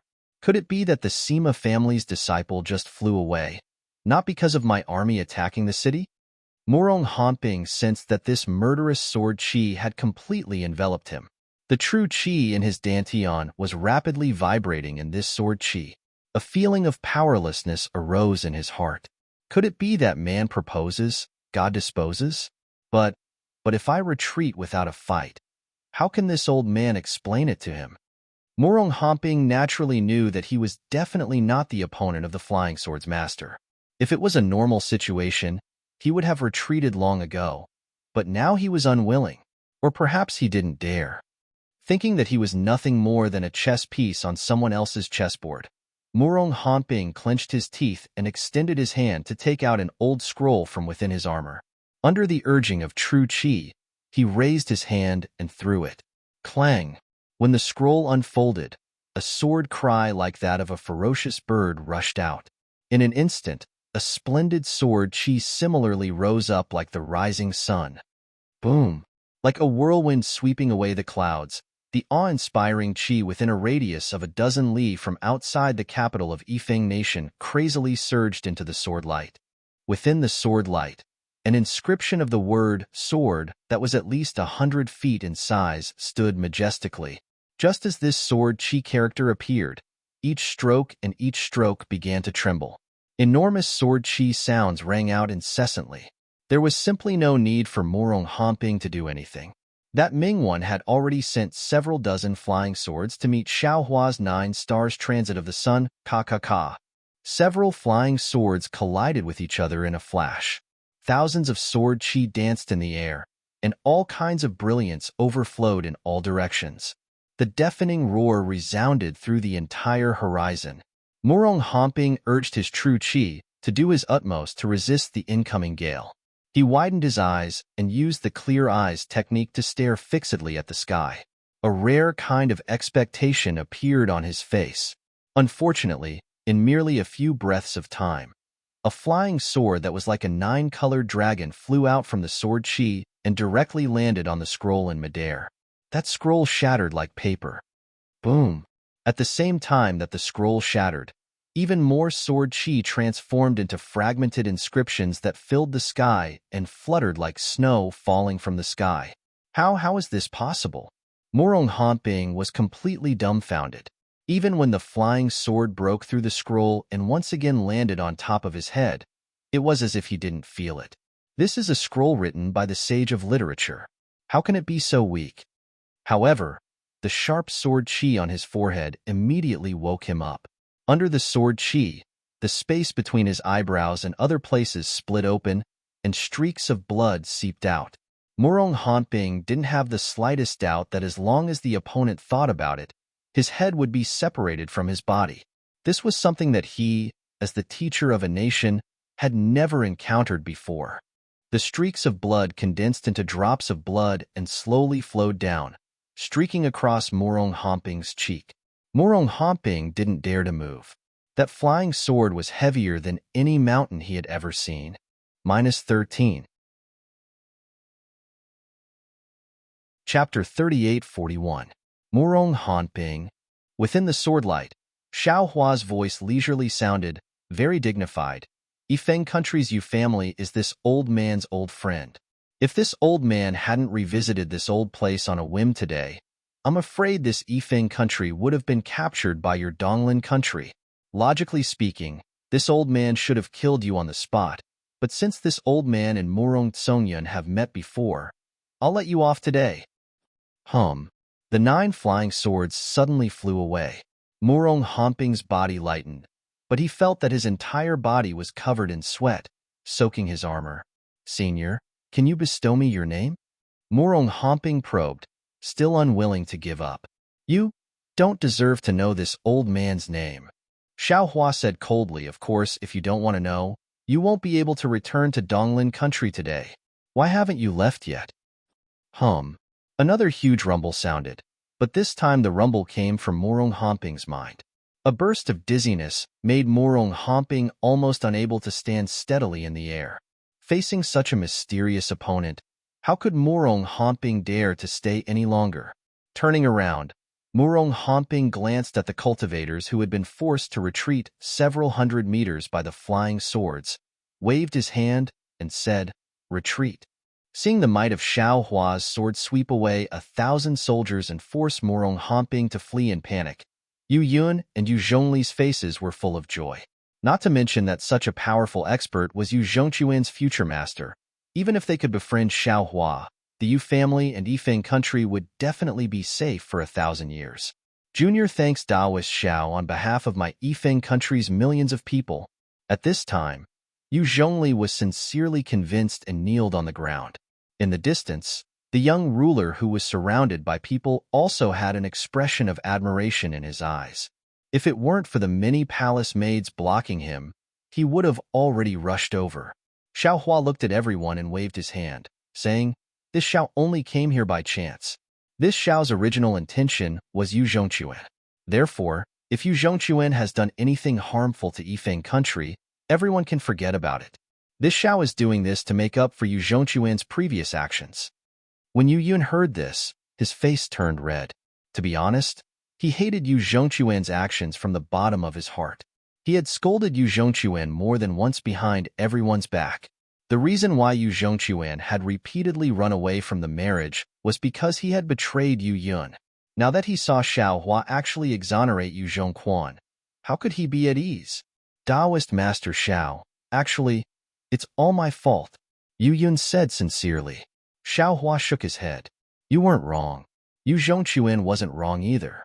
You've done a lot for Yifeng country and the Yu family, and Yu Zhongquan has also sacrificed a lot for his own ideals. Unfortunately, you can't give Yu Zhongquan what he wants. You can't understand what Yu Zhongquan is thinking. Now that you have this Xiao, you can be at ease. Whatever Yu Zhongquan wants, this old man will give him. This Xiao will bear all the consequences of Yu Zhongquan's actions that have violated the rules of Confucianism. Alas, Yu Yun sighed, kneeling on the ground and kowtowing. This junior gave birth to Quan but I can't raise him, and I can't let him freely soar in the sky of faith and righteousness. Now, I can only ask Daoist Master Xiao to give Quan a pair of free wings and let him roam freely.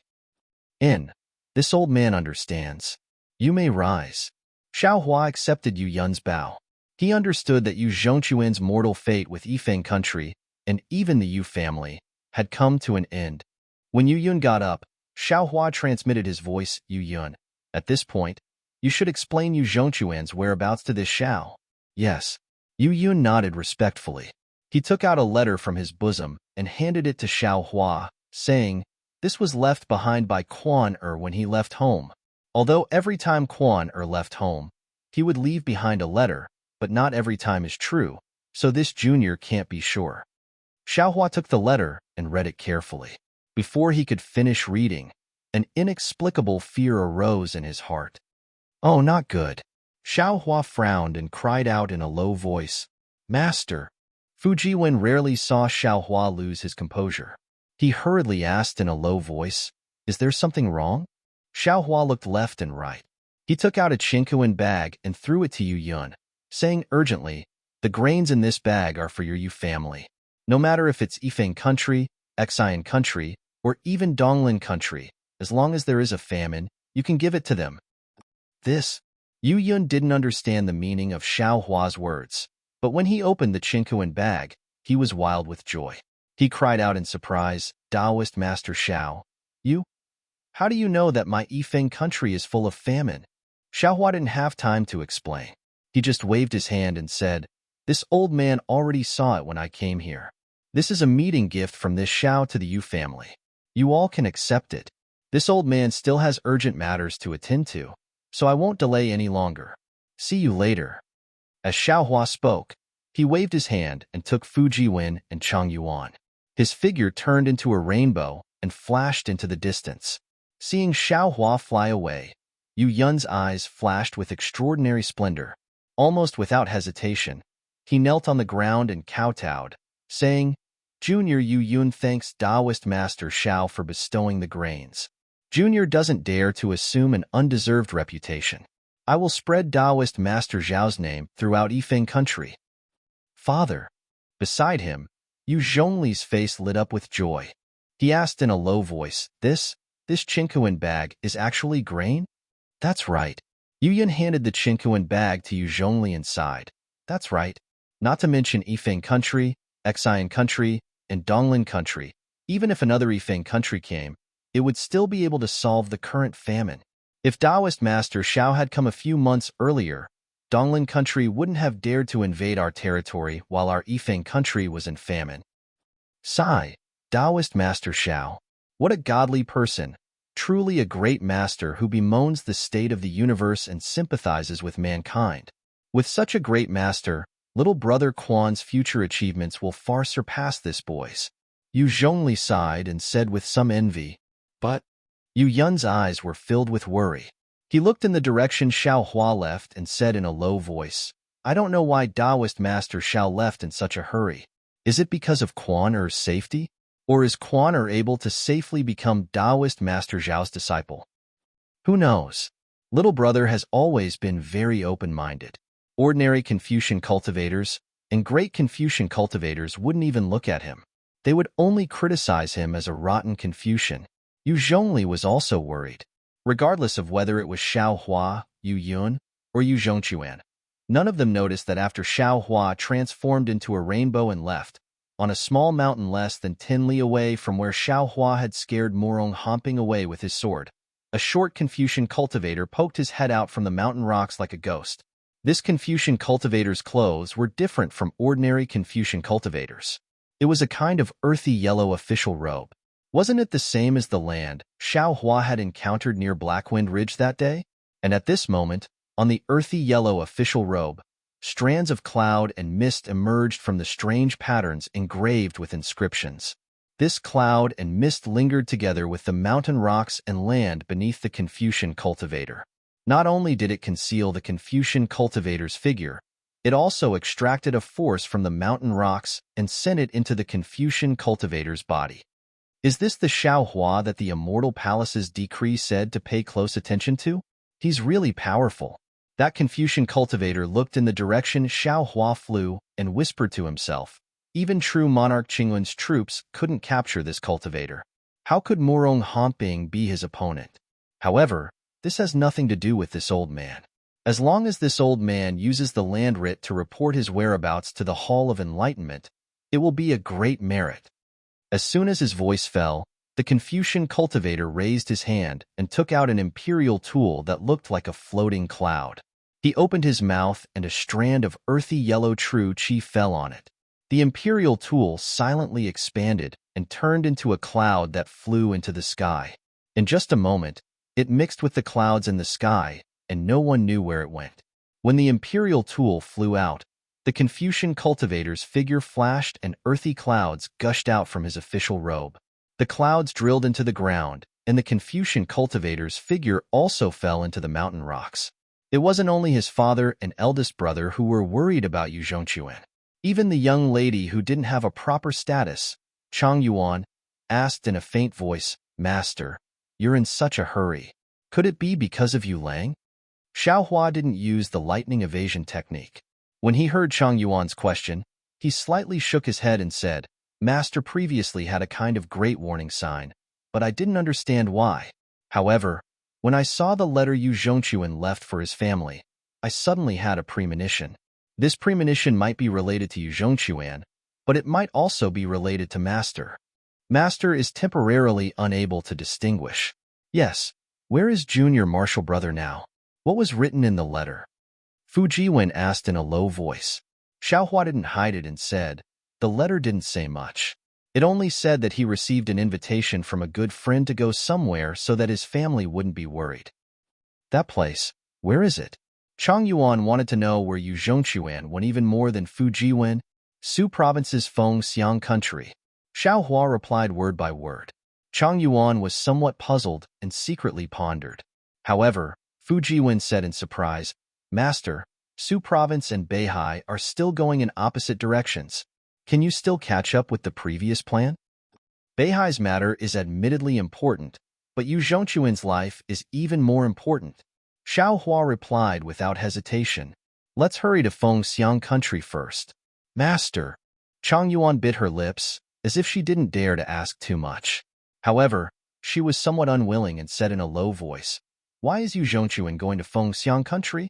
"Hee, don't think too much," Xiao Hua said with a smile. "Yu Zhongquan received a message from a good friend, so he went to Feng Xiang country. From the tone of the letter, this good friend should be a man." Chang Yuan's face slightly reddened.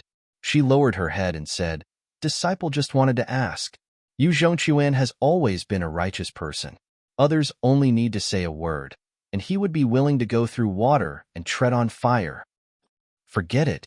Xiao Hua's hands fluttered like butterflies through flowers, as if he was forming some hand seals. An indescribable fluctuation spread out in all directions. Similarly, some obscure fluctuations penetrated into Xiao Hua's hands. After a moment, Xiao Hua smiled and said, "Everything depends on effort. We don't need to be too cautious. Fu Jiwen, you drive the flying carriage. Master will help Chang Yuan see her realm and also guide her cultivation." -13. Chapter 3842. "Yes, Master." After Xiao Hua released the Pegasus and flying carriage, Fu Jiwen rode the Pegasus and replied calmly, "Chang Yuan." Xiao Hua sat down on the flying carriage and comforted her. "Previously, when Master used a secret technique, I discovered that Yu Zhongquan might encounter some misfortune. However, the outcome should be more daunting than dangerous. Do not worry." Chang Yuan breathed a sigh of relief and nodded. Disciple is worried and confused. With Master here, disciple can be at ease. Tell this old man what you've learned." Xiao Hua nodded slightly and asked. After Chang Yuan told Xiao Hua everything she learned in her life, Xiao Hua nodded inwardly. This Chang Yuan is indeed a talented girl of Xian country, not to mention that she is proficient in zither, chess, calligraphy, and painting. Even her Confucian cultivation has reached the late stage of refining essence into qi. However, because Chang Yuan is a girl, Chang family did not completely teach her the family's cultivation methods. Her cultivation has been stagnant and unable to advance. "Master, my Confucian school has a saying, a girl without talent is virtuous. My father does not advocate for disciple to cultivate more. Although disciple's aptitude is good since childhood, disciple has less opportunities to cultivate than others.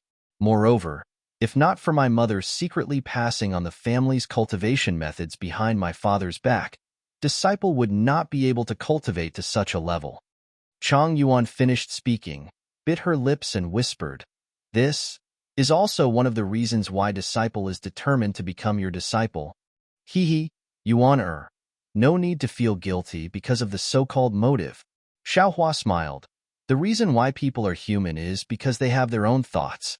No one is pure, selfless, and without desire.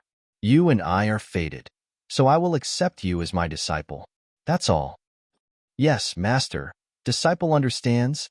Apart from her mother, Xiaohua is the first person in the world who is willing to help Changyuan.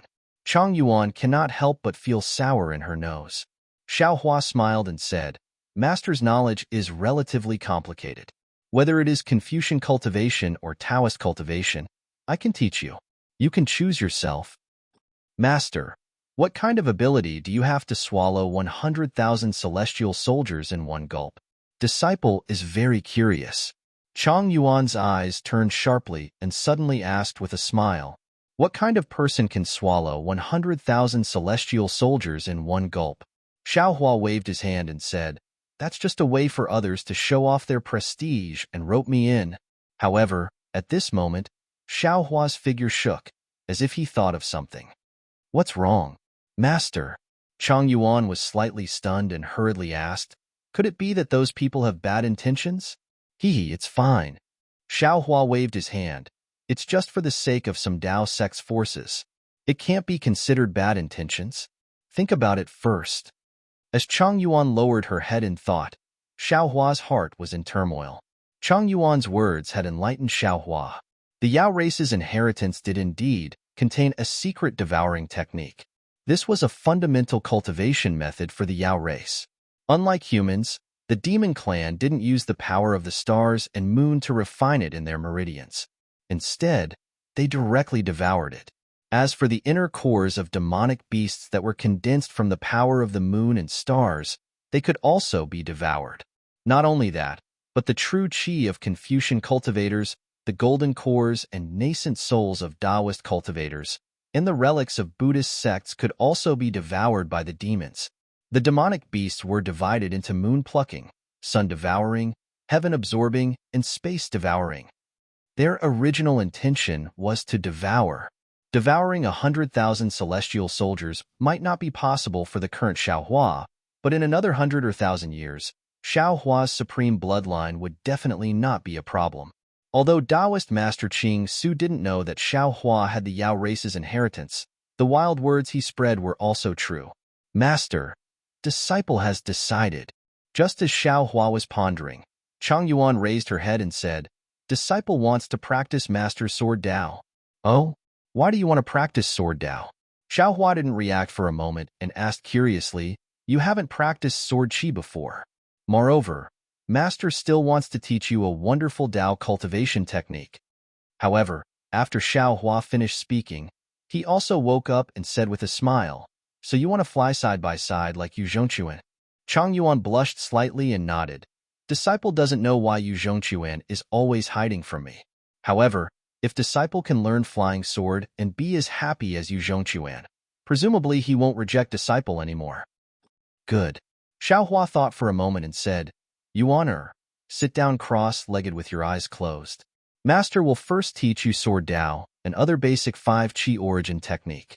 After Chang Yuan sat down cross-legged, a strand of dark green soul thread gushed out from between Xiaohua's eyebrows.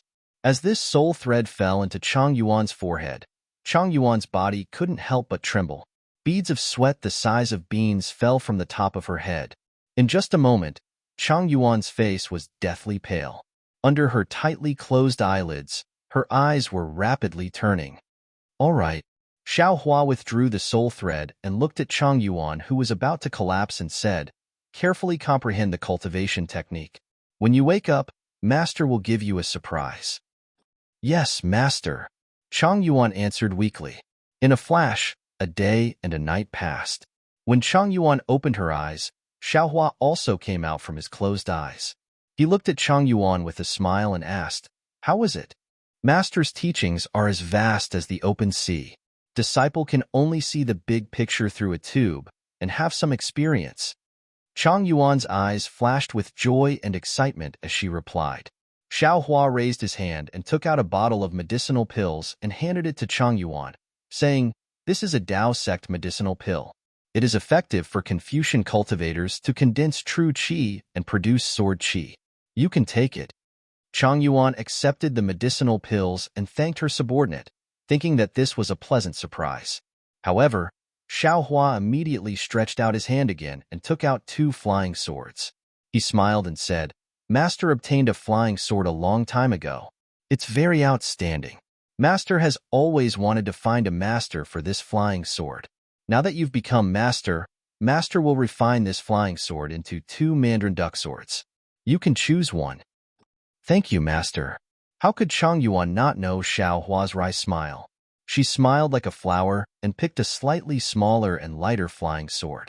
Looking at Chang Yuan admiring the flying sword admiringly, Xiao Hua said with a smile, "Yuan, don't look down on this flying sword.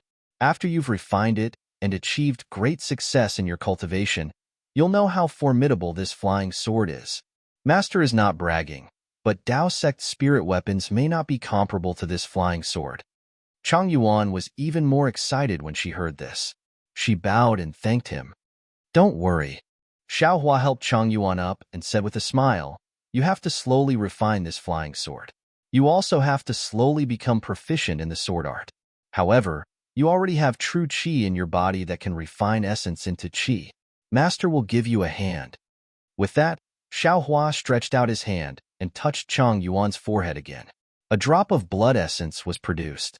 Xiao Hua formed a seal and hit the blood essence. The blood essence began to expand rapidly. "Go." Xiao Hua raised his hand again. A seemingly faint but extremely solid deer shape flew out from his fingertip and fell into the blood essence with a clear cry. "Quick!" Xiao Hua waved his hands and several crystal lights fell. The blood essence spun rapidly. Obscure textures and talismans gradually appeared on the surface. "Absorb this sword intent into your true qi and comprehend it." Xiao Hua instructed Chang Yuan. "This is half of the complete sword intent. If you can comprehend it, you can step into the ranks of sword transformation. Master will leave the other half to you, Zhongque." Chang Yuan opened her mouth and a mouthful of true qi fell, swallowing the sword intent wrapped in the blood essence into her dantian. As the sword intent fell, the true qi around Chang Yuan's body suddenly moved and emitted a sharp qi. "All right." After finishing all of this, Xiao Hua opened his mouth and said, "Fujiwen, Chang Yuan, this place is very far from Shuzhou's Fengxiang country. You should go to the Kunlun immortal realm to cultivate. Chang Yuan can also meet the other senior brothers." Kunlun Wonderland? Chang Yuan was slightly surprised after hearing this. After Xiao Hua took out the Kunlun mirror, she suddenly realized and said with admiration, "Master, this famous Kunlun mirror has fallen into your hands. No wonder the immortal palace is looking for trouble with you." "Sure. The immortal palace doesn't know about this," Xiao Hua said with a smile. "Master will not take it out in ordinary places. Only our disciples can use it." In. Disciple knows. Disciple will definitely keep it a secret." Chang Yuan hurriedly nodded. Disciple also wants to quickly greet other senior brothers. Later, Senior Brother Fu, please introduce them. "Of course." Fu Jiwen rubbed his nose and said with a smile, "However, among Master's disciples, there are a few younger than you who can be considered your senior brothers. You don't have to be embarrassed. Everyone has their own specialization." Chang Yuan read many books. How could she not know this? She said with a smile, "Little sister is already very happy to be able to enter the sect. Why would I care about this false reputation?" "Okay." Xiao Hua pretended to activate the Kunlun mirror and sent the two into the Kunlun Wonderland. Then, he put away the flying carriage and Pegasus, flew into the sky, and used the lightning escape technique to rush towards Shuzhou. Shuzhou was very big, and Fengxiang country was not small. Xiao Hua released his soul consciousness and asked several people. It was not too difficult for him to arrive in the sky above Fengxiang country. However, looking at the capital of Fengxiang country below him, Xiao Hua frowned again. It was not only because Yu Zhongquan only said in the letter that he was looking for an old friend in Fengxiang country. However, Yu Zhongquan was afraid that the Yu family would send people to find his old friend. Therefore, Xiaohua did not know where to find Yu Zhongquan. Moreover, Fengxiang country was founded by a Dao sect.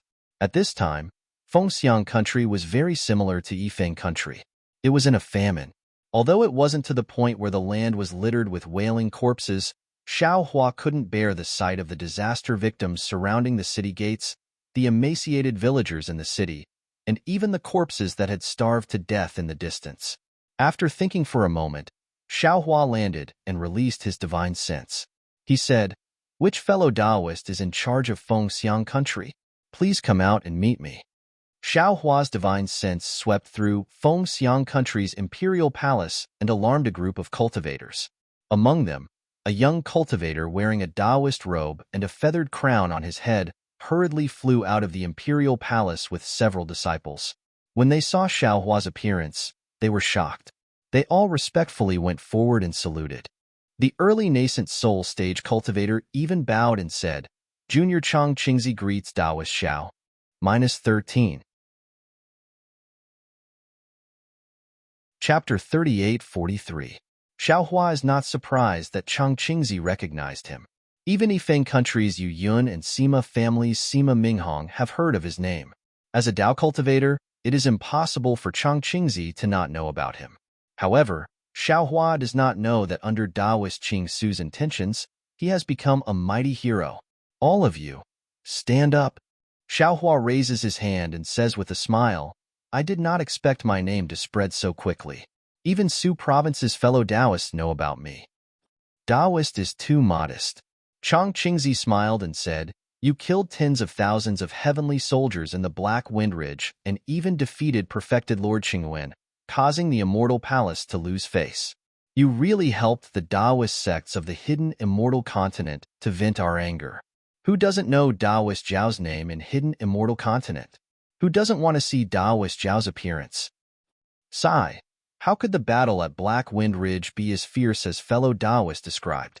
Xiaohua waves his hand and says, "I admit that I am not that perfected Qingwen's opponent. I only held one of his immortal generals hostage. This forced him to open his inescapable net, and I barely escaped with my life." How could Chang Qingzi believe him? He says with a smile, "Taoist Xiao must be joking. Perfected Qingyuan was ordered by Immortal Palace to flatten Black Wind Ridge. How could he let Taoist Xiao go for the life of an immortal general? Now that Taoist Zhao's heroic deeds have spread throughout hidden immortal continent, there is no need for Taoist Xiao to hide anything anymore." "Damn it, I understand." Xiaohua laughs bitterly in his heart. He already understands Taoist Qing Su's intentions. Since Xiaohua was unwilling to submit to the Grand Mist Ancestor, Taoist Qing Su decided to create momentum for Xiaohua, allowing Xiaohua's reputation to soar, attracting the attention of the Confucian cultivators and the immortal palaces. Based on Xiaohua's current cultivation of upper fourth grade essence force, it was unlikely that he would be able to deal with these people who were eyeing him covetously. When Xiaohua had nowhere else to go, he had no choice but to submit to the Grand Mist Ancestor. But how could Qing Su Jinren know that Xiaohua's strength was not merely at the fourth level of elemental energy? The fame of Xiaohua's prowess really lived up to its name. Xiaohua's world-shaking deeds were not inferior to defeating Sun Jian and annihilating tens of thousands of celestial soldiers. It was just that these matters were not known to the public for the time being. As the saying goes, if you plant flowers with the intention, the flowers won't bloom. But if you plant a willow unintentionally, the willow will grow. Xiaohua smiled bitterly and didn't want to explain anything. Chang Qingzi bowed again and said, "Taoist Master Xiao, please come to my residence to serve tea." "All right." Xiaohua nodded, descending together with Chang Qingzi and the others.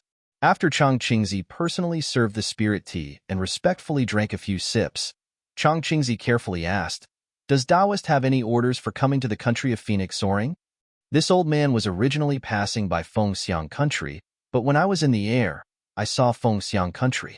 Fengxiang country is surrounded by disasters and countless refugees, so I came down to ask about the situation. Xiaohua had already thought of an explanation, so he replied with a concerned expression, "Sigh, Taoist Master Xiao is truly merciful." As soon as he heard about the disaster, a worried expression appeared on Chang Qingzi's face, and he said, this junior is worried about this. Although this junior is already a nascent soul cultivator, it is impossible for me to conjure food out of thin air to help the people of Fengxiang survive the famine. On the other hand, Fengxiang country is surrounded by Confucian cultivators. Although they haven't reached the point of being incompatible with our country, it is still impossible for them to provide us with some food. Of course, in recent years, there have been many disasters, and those Confucian cultivator countries are also in a difficult situation, so they can't be blamed. Oh, this old man came to see you today for this matter. Xiaohua didn't ask any more questions. He stretched out his hand and said, "Give me a few Qinkuan bags." Taoist Master Xiao, this is... Happiness came too suddenly, and Chang Qingzi didn't dare to believe it, so he asked in astonishment. Xiaohua smiled and said, "This old man occasionally gets some old grains here, but I didn't care about them before. Now that I am passing by Fengxiang country, I can give them to you to solve your urgent situation." Good. Chang Qingzi was really happy, and he hurriedly ordered his disciples to give him a few Qinkuan bags. Xiaohua pretended to take out a Qinkuan bag and put the grains in the bag, then handed them over to Chang Qingzi. Chang Qingzi scanned with his divine sense and saw that there were countless grains in the Qinkuan bags. Surprise appeared in his eyes. He had never seen so many grains in his life. This old man only has this much grains. Is it enough? Xiaohua was a bit proud, but his tone was still uncertain. It's enough, it's enough. Chang Qingzi thought that Xiaohua had never been in charge of a country before, so he didn't know how much grains were enough. Moreover, to cultivators, grains were no different from rocks, and cultivators didn't have any concept of how much was enough. He hurriedly and carefully replied, "Only 30% of the grains is enough for the people of my Fengxiang country to eat. Even if we leave the grains for farming, we won't use 40%. Good. Then you can keep the rest of the grains for yourself?" Xiaohua waved his hand and said, "If it's possible, this old man suggests that you distribute the remaining grains to the Confucian cultivator countries around us, and also use this opportunity to establish good relations with these countries. This junior will carefully consider senior's suggestion." Chang Qingzi smiled very easily, and as he replied to Xiaohua, he waved his hand and called over his disciples. He handed over a few Qinkuan bags to them, and instructed them to bring them to the imperial palace for the king to provide relief to the disaster victims. Then, Chang Qingzi said respectfully, "Senior Xiao, please wait for a moment. This junior will set up a banquet to express this junior's gratitude." "There's no need." Xiaohua waved his hand and said, "This old man still has some matters to attend to, and will leave after asking you a few questions." "Senior, there's no need to be in such a hurry." Chang Qingzi hurriedly said, "It's just a banquet. If this junior doesn't perform the duties of a host, I really won't be able to live with myself." "Hee, this old man understands your intentions," Xiaohua said with a smile. "This old man's matter is a bit urgent, so I can't stay here for long." "All right then, may I know what this junior can do for senior?" Chang Qingzi could only ask. "Are there any Confucian cultivator families in Fengxiang country?" Xiaohua probed. "Confucian cultivator families?" Chang Qingzi was slightly stunned, and then his eyes turned, and he said with a smile, "Senior wants to find Confucian cultivator families in the country where we Taoists founded our country? That's a rather difficult matter." "Then, are there any Confucian cultivators?" Xiaohua was still unwilling to give up. After all, Yu Zhongquan was a Confucian cultivator, and the possibility that his old friend was also a Confucian cultivator was relatively high. "Of course there are Confucian cultivators, and there are quite a few of them."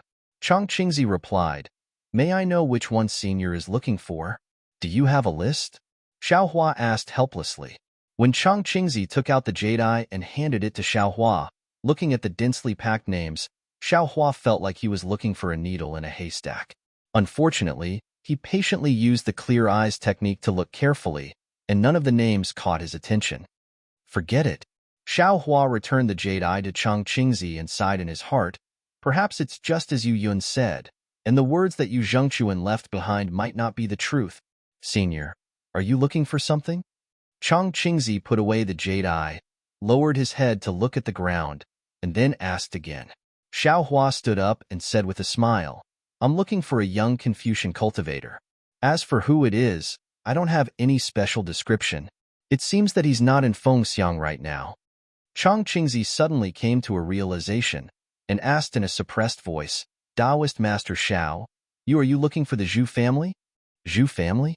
Xiao Hua was stunned. Yes, the Zhu family of Wuyuan County. Chang Qingzi nodded and said, Wuyuan County is in the northern part of my Fengxiang country. The current head of the Zhu family is called Zhu Cheng, and the Zhu family's young master, Zhu Xiang, can be considered a young Confucian cultivator. The Zhu family is in Fengxiang country? Xiao Hua stopped and asked curiously, Didn't you say that there are no Confucian cultivator families in Fengxiang country? Hehe, senior might not know, but the Zhu family has long been in decline. Now, it can't even be considered a Confucian cultivator family. Chang Qingzi smiled and said, Moreover, I won't hide it from senior. If it weren't for this Zhu family, Junior probably wouldn't be able to establish a Taoist sect in Fengxiang country. Io, why do you say that? Xiao Hua's heart was moved. He thought of the bone that Zhu Cheng gave him that day and asked while secretly calculating. Chang Qingzi smiled and said, Senior must know that the Zhu family once produced a sage like Zhu Shi. Although the family has already declined, how could any Confucian cultivator dare to show off their knowledge in front of the Zhu family? Which cultivator would dare to establish a Confucian cultivator country in Fengxiang country? Senior, look at the Confucian cultivator countries around Fengxiang country. Junior's Fengxiang country is sandwiched in the middle. The reason why they allowed Junior to establish a country here, isn't it because they want Junior to keep an eye on this centipede that won't fall even if it dies? Hehe, so it's like that. It seems, the knowledge of establishing a country is really not small. Xiao Hua shook his head and said with a smile, This Xiao's cultivation is not bad, but in the path of establishing a country, I am still far from it. Of course, with the pressure of the immortal palace, this Xiao will not establish a country in the future. Taoist Xiao, why do you need to establish a country? All of the Taoist sects in the hidden immortal continent are Taoist Zhao's countries. Chang Qingzi said respectfully, All right, this Xiao won't disturb you anymore. Xiao Hua cupped his hands. It seems like the Zhu family is also not the place this old man is looking for. This old man will go to other places in Su province to take a look. Junior respectfully sends Taoist Xiao off. Chang Qingzi sent Xiao Hua out and respectfully sent him off. Seeing Xiao Hua fly away and not heading towards the north, Chang Qingzi frowned slightly and thought to himself, If I guessed correctly, Taoist Xiao should be looking for the Zhu family. Could it be that those rumors among the Confucian cultivators are true? Taoist Xiao really took the Zhu family's inheritance treasure? Then should I send a message to that old senior? Sigh, this is really making things difficult for I. If I send a message, Taoist Xiao might be in trouble. If I don't send a message, if that old senior finds out, I won't be able to keep my life. After pondering for a long time, Chang Qingzi once again looked at the direction Xiao Hua left and said to himself, Forget it, perhaps I guessed wrong. However, this matter involves the Zhu family. Even if I guessed correctly, I still have to send a message. I hope Taoist Xiao didn't go to the Zhu family. -13. Chapter 38:44. Since he had made his decision, Chang Qingzi quickly descended from the cloud, no longer paying attention to the bystanders, and entered the quiet room. Indeed, as Chang Qingzi had hoped, Xiao Hua wasn't heading to Wuyuan County's Zhu clan this time. He had only come to Phoenix Soaring Country to look for Yu Zhongquan. However, Wuyuan County was in Phoenix Soaring Country. Xiao Hua had a faint premonition that the one who had invited Yu Zhongquan here was a disciple of the Zhu clan. Moreover, on the bone that Zhu Cheng had given Xiao Hua that day, there were 2 verses left behind by sage Zhu Shi. The ancestral tree is like the Xiantian Qi. The family tree is like silk and silk of the younger generation. Xiao Hua had never understood the meaning of these words. Now that he had arrived at the Zhu clan, how could he not go there to take a look? Xiao Hua flew for a moment and released his soul sense. After confirming that there was nothing wrong, he descended and changed his appearance slightly, transforming into Zhang Xiaohua with a small nose and small eyes. He also changed into Confucian attire and flew towards Wuyuan County on a cloud. Not long after, Xiaohua arrived at the left side of Wuyuan County. However, When Xiao Hua used the clear eyes technique to take a look, doubts arose in his heart. Logically speaking, a place that could give birth to a Confucian sage like Zhu, she was definitely a spiritual and divine place. However, let alone spiritual and divine place, the place in front of Xiao Hua couldn't even be considered as a place with beautiful mountains and limpid waters. What was special was that the towering mountain ridge was covered in gray spots of moss. There were also strange patterns on the moss that made one's hair stand on end. The moss covered most of the mountain ridge, and there were very few tall trees, let alone fruit trees. The river that surrounded the town under the mountain ridge was also suffused with a sour aura. There were also some gray spots floating on the river's surface. This aura entered Xiao Hua's nose and mouth, and an indescribable feeling arose. It seemed to be somewhat familiar, but also very unfamiliar. There were also some paddy fields between the mountain ridge and the river, but where was the rice in the paddy fields?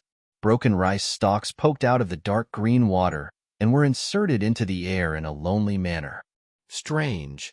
Xiao Hua looked at everything in front of him and was endlessly bewildered. Is this place Wuyuan County? Could it be that I flew in the wrong direction again? Thinking of this, Xiao Hua raised his eyes and looked at the city wall. The city wall was built along the river, and there was only a short section.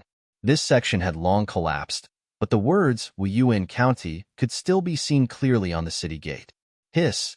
When Xiao Hua's gaze passed through the city gate and saw everything in Wuyuan County, he unconsciously sucked in a breath of cold air.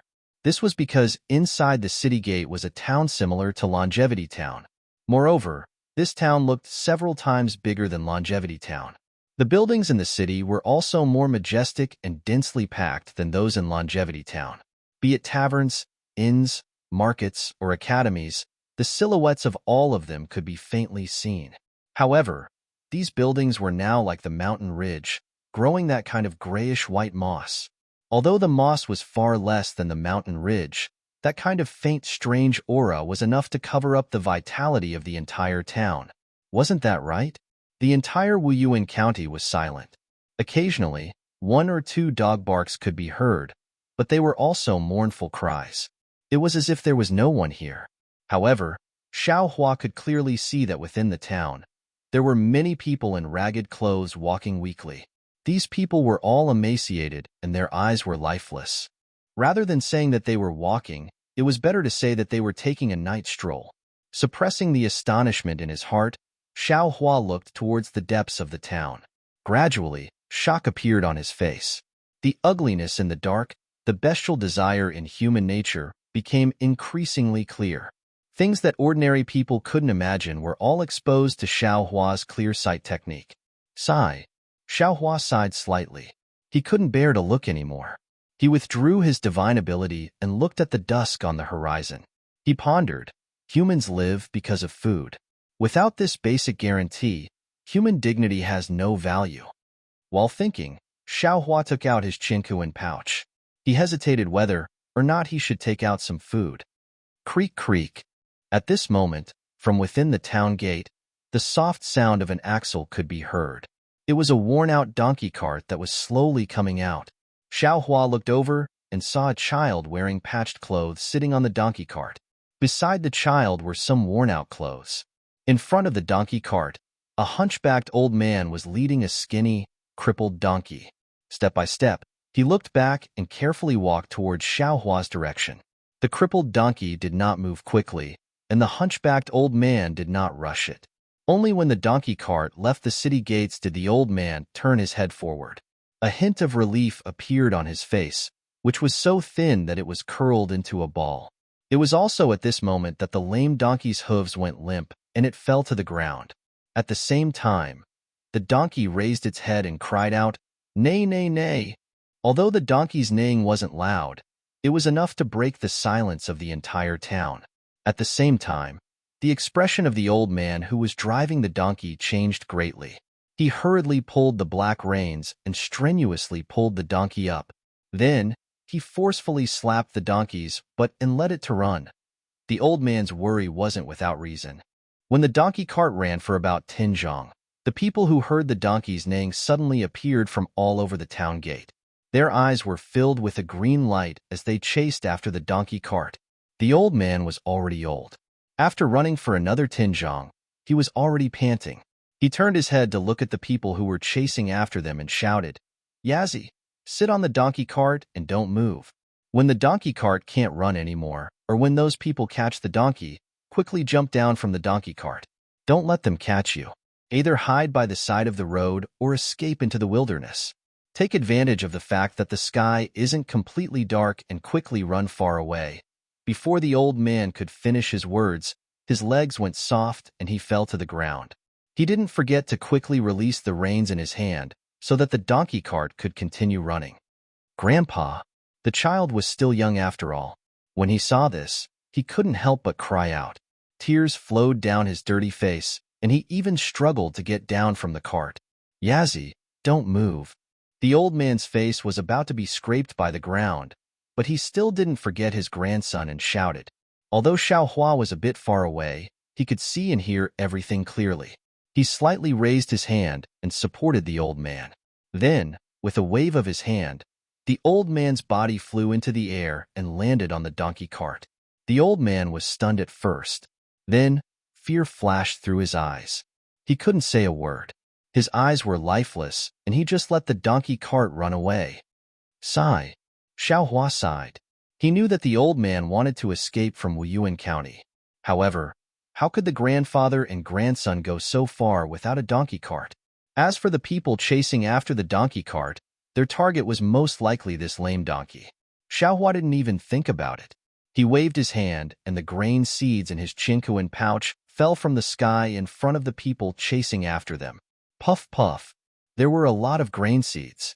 The few people in front who still had the strength to run faster ran and plunged their heads into the grain seeds. Hee. When the few people poked their heads out of the grain seeds, they looked at the grain seeds that suddenly appeared in a daze. They didn't have the strength to speak and could only open their mouths and cry out a few times. Then, they plunged their heads into the grain seeds and opened their mouths to eat. Xiaohua's grain seeds were naturally extraordinary. They weren't shriveled like ordinary grains. As the few people in front swallowed, a sweet fragrance gradually spread out. Strands of green juice also flowed down from their mouths. After the few people in front ate, the people behind them smelled the food. How could they still chase after the donkey cart? They also plunged into the pile of grain and greedily ate it. Looking at the lame donkey, it had only struggled to run for several tens of feet. Finally, it was exhausted and its footsteps slowed down. Even the smell of the people chewing on the grain attracted the donkey. The donkey turned its butt with difficulty and swung its half-broken tail, wanting to return. Unfortunately, the donkey was really weak. The broken cart was also a bit heavy. However, after hearing the soft creaking sound, the cart was unable to move. At this moment, the old man finally came back to his senses. The fear on his face hadn't disappeared. He hurriedly raised his head and looked to the left. However, it was currently evening.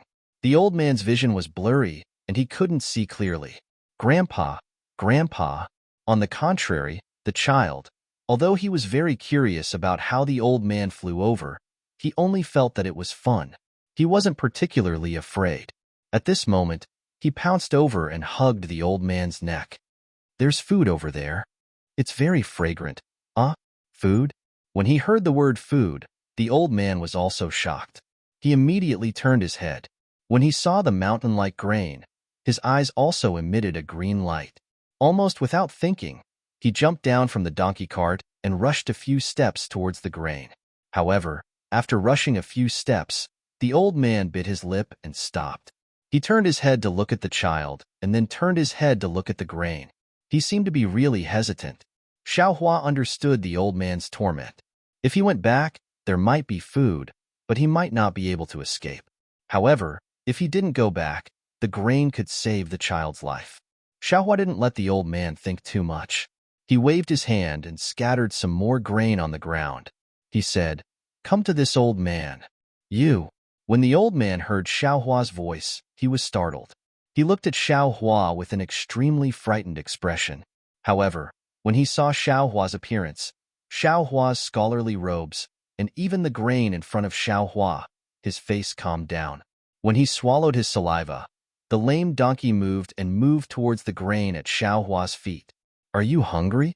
Xiaohua looked at the skinny child and felt quite uncomfortable in his heart. He didn't dare to give him the spirit fruits in his space, so he could only send some food to the child. "Thank you, big brother." The child didn't know that the situation was strange. When he saw the grain in front of him, he didn't even think about it. He grabbed some and stuffed it into his mouth. However, when he touched his lips, he was somewhat hesitant. He extended his small hand to the old man and said, "Grandpa, there's grain. Eat." -13. Chapter 38:45. My good grandson, you eat it. There's so much here. Grandpa will eat this. The old man's nose turned sour and tears fell down. He used his black sleeves to wipe his face and said with a smile, "Thank you, big brother." The child happily smiled and put the raw food into his mouth. He didn't forget to thank him while chewing. "This little one thanks master." The old man didn't take the food first. Instead, his knees went soft and he was about to kneel down. Xiaohua hurriedly supported him and said with a smile, "You should eat some first." "Okay." The old man originally wanted to be polite, but he couldn't resist the temptation of the food. He bent down and grabbed a handful from the ground and greedily chewed. For a moment, the old man felt that the whole world was filled with a kind of fragrance. The old man could only hear the sound of wolfing down food. Xiaohua looked at the old man and the child, then raised his eyes to look at the city gate. There was no lack of worry between his brows. Sure enough, the first few people who rushed into the pile of food were already choking. Their eyes turned white and they couldn't eat anymore. Then, they stopped. However, they didn't stay idle. They picked up the food with both hands and stuffed it into their clothes and clothes. How much could a person's clothes be stuffed?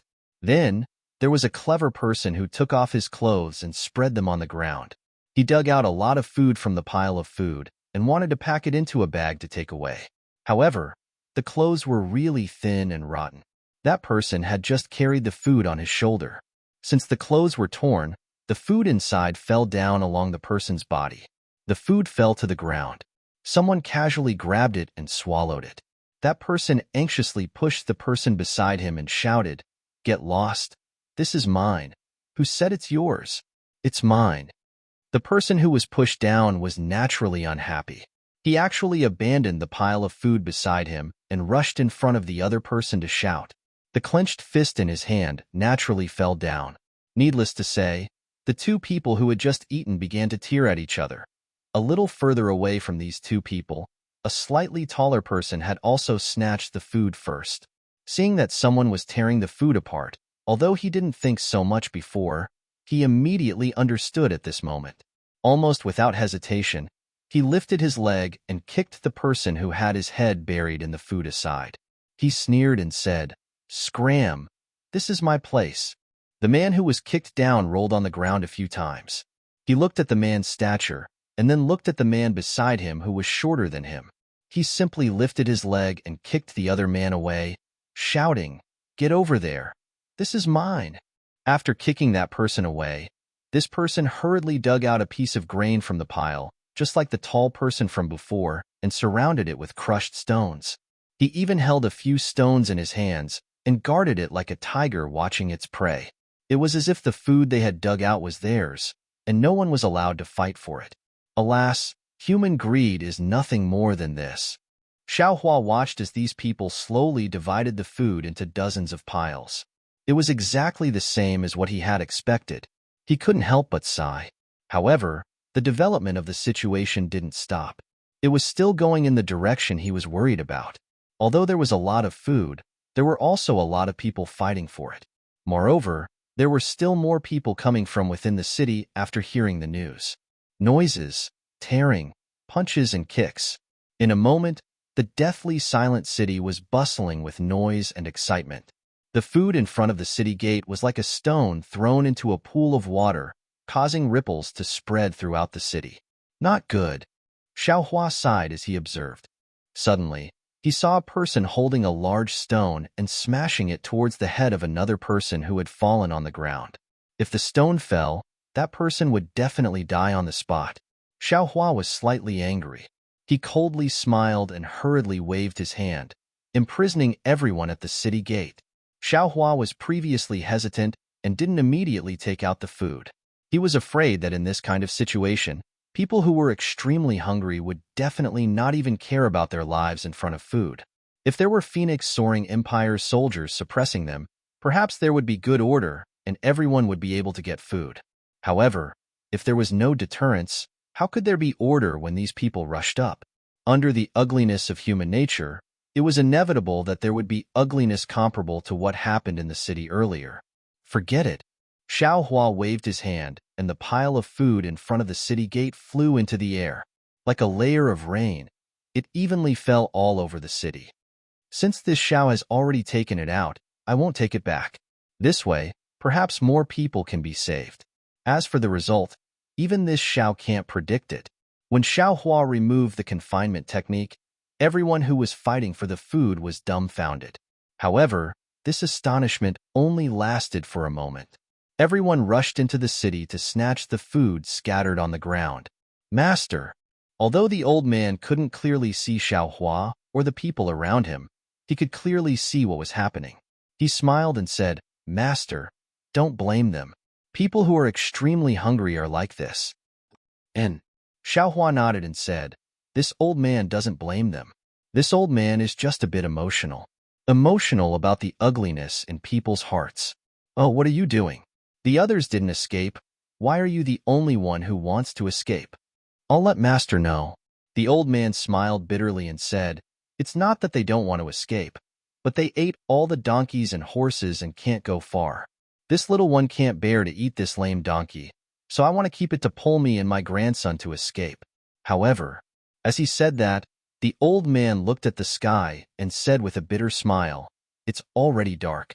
This little one wants to leave but can't. Moreover, we can't go back to the city now. Can't leave when it's dark? Xiaohua looked back at the road behind him. Although it was already dark, the road was faintly visible. It wasn't completely impossible to walk. Master, please save this little one and my grandson. The old man hurriedly knelt down and shouted. Xiaohua smiled and helped him up and said, don't worry, these food are all for you. No, no. The old man looked around with a bit of panic and shouted, Master, this little one isn't talking about this. This little one begs Master to take us away from here. Xiaohua noticed the old man's panic. He narrowed his eyes and scanned the surroundings. He didn't find anything and asked curiously, what's wrong here? Why are you so scared? Master, it's already dark. If it's possible, you should quickly take this little one and my grandson away. There's a ghost here, a ghost that eats people. At this time, the sky was gradually turning dark and the moon had yet to show its head from the clouds. The old man was really scared. He took half a step forward and shouted in front of Xiaohua while trembling with fear. Xiaohua was shocked. It was as if he was struck by lightning. He instantly thought of something. Damn it, no wonder the aura in the mountain ridge and river was a bit strange. Wasn't it a slight aura of the Yellow Springs? But why is there an aura of the Yellow Springs near Wuyuan County? Master, seeing Xiaohua's shock, the old man was even more scared. He begged in a low voice, if you can't save these two people, you can save this little one and my grandson. Oh, Xiaohua came back to his senses and said with a smile, don't worry, this old man can save you. Don't be afraid. Tell me, what happened in Wuyuan County? How do you know there's a ghost here? Master, how could the old man be at ease? He begged, if you can save this little one, please save this little one first. When we reach a safe place, it won't be too late for this little one to speak. That's fine too. Xiaohua nodded. He looked at the child on the donkey cart and asked, where do you want to go? This old man will send you there. Anywhere is fine. The old man hurriedly said, as long as we leave Wuyuan County. So, you have no place to rely on. Xiaohua muttered, yes, this little one. This little one's son and daughter-in-law already died outside Wuyuan County and never came back. This little one only has this grandson left. The old man replied with a sad face, this little one has some skills. After leaving Wuyuan County, I should be able to find a place to live. AI. Xiaohua sighed and said, right now, Fengxiang Country is suffering from a disaster. Although it's a bit better than Wuyuan County, it's not much better. The king of Fengxiang Country is about to send disaster relief. If nothing unexpected happens, this disaster will be over soon. Since you're unfamiliar with the place, why don't you stay in Wuyuan County? I'd rather die in a foreign land than return to Wuyuan County, the old man replied resolutely. Xiaohua pondered for a moment and asked, do you know Wuyuan County's Zhu family? Zhu family? Zhu Cheng. Master Zhu? The old man asked. Yes, it's Zhu Cheng. The old man nodded. Of course this little one knows Master Zhu. That's a famous family in my Wuyuan County. Where is Zhu family in Wuyuan County? If this old man sends you there, what do you think? Xiaohua asked again. This? The old man hesitated for a moment and said, of course this little one has no problem. Master Zhu is a family of saints. Ghosts don't dare to approach. But Master Zhu, don't worry about this. Xiaohua waved his hand and said, you just need to tell this old man where Zhu family is. Master Zhu isn't in Wuyuan County. He lives in the suburbs. The old man pointed in the direction of Wuyuan County and said, if you want to go there, you need to pass through the entire Wuyuan County. Haha, with this old man here, why do you need to worry about this? Xiaohua laughed. With a wave of his sleeve, he rolled up the donkey cart and other things and rushed into the air.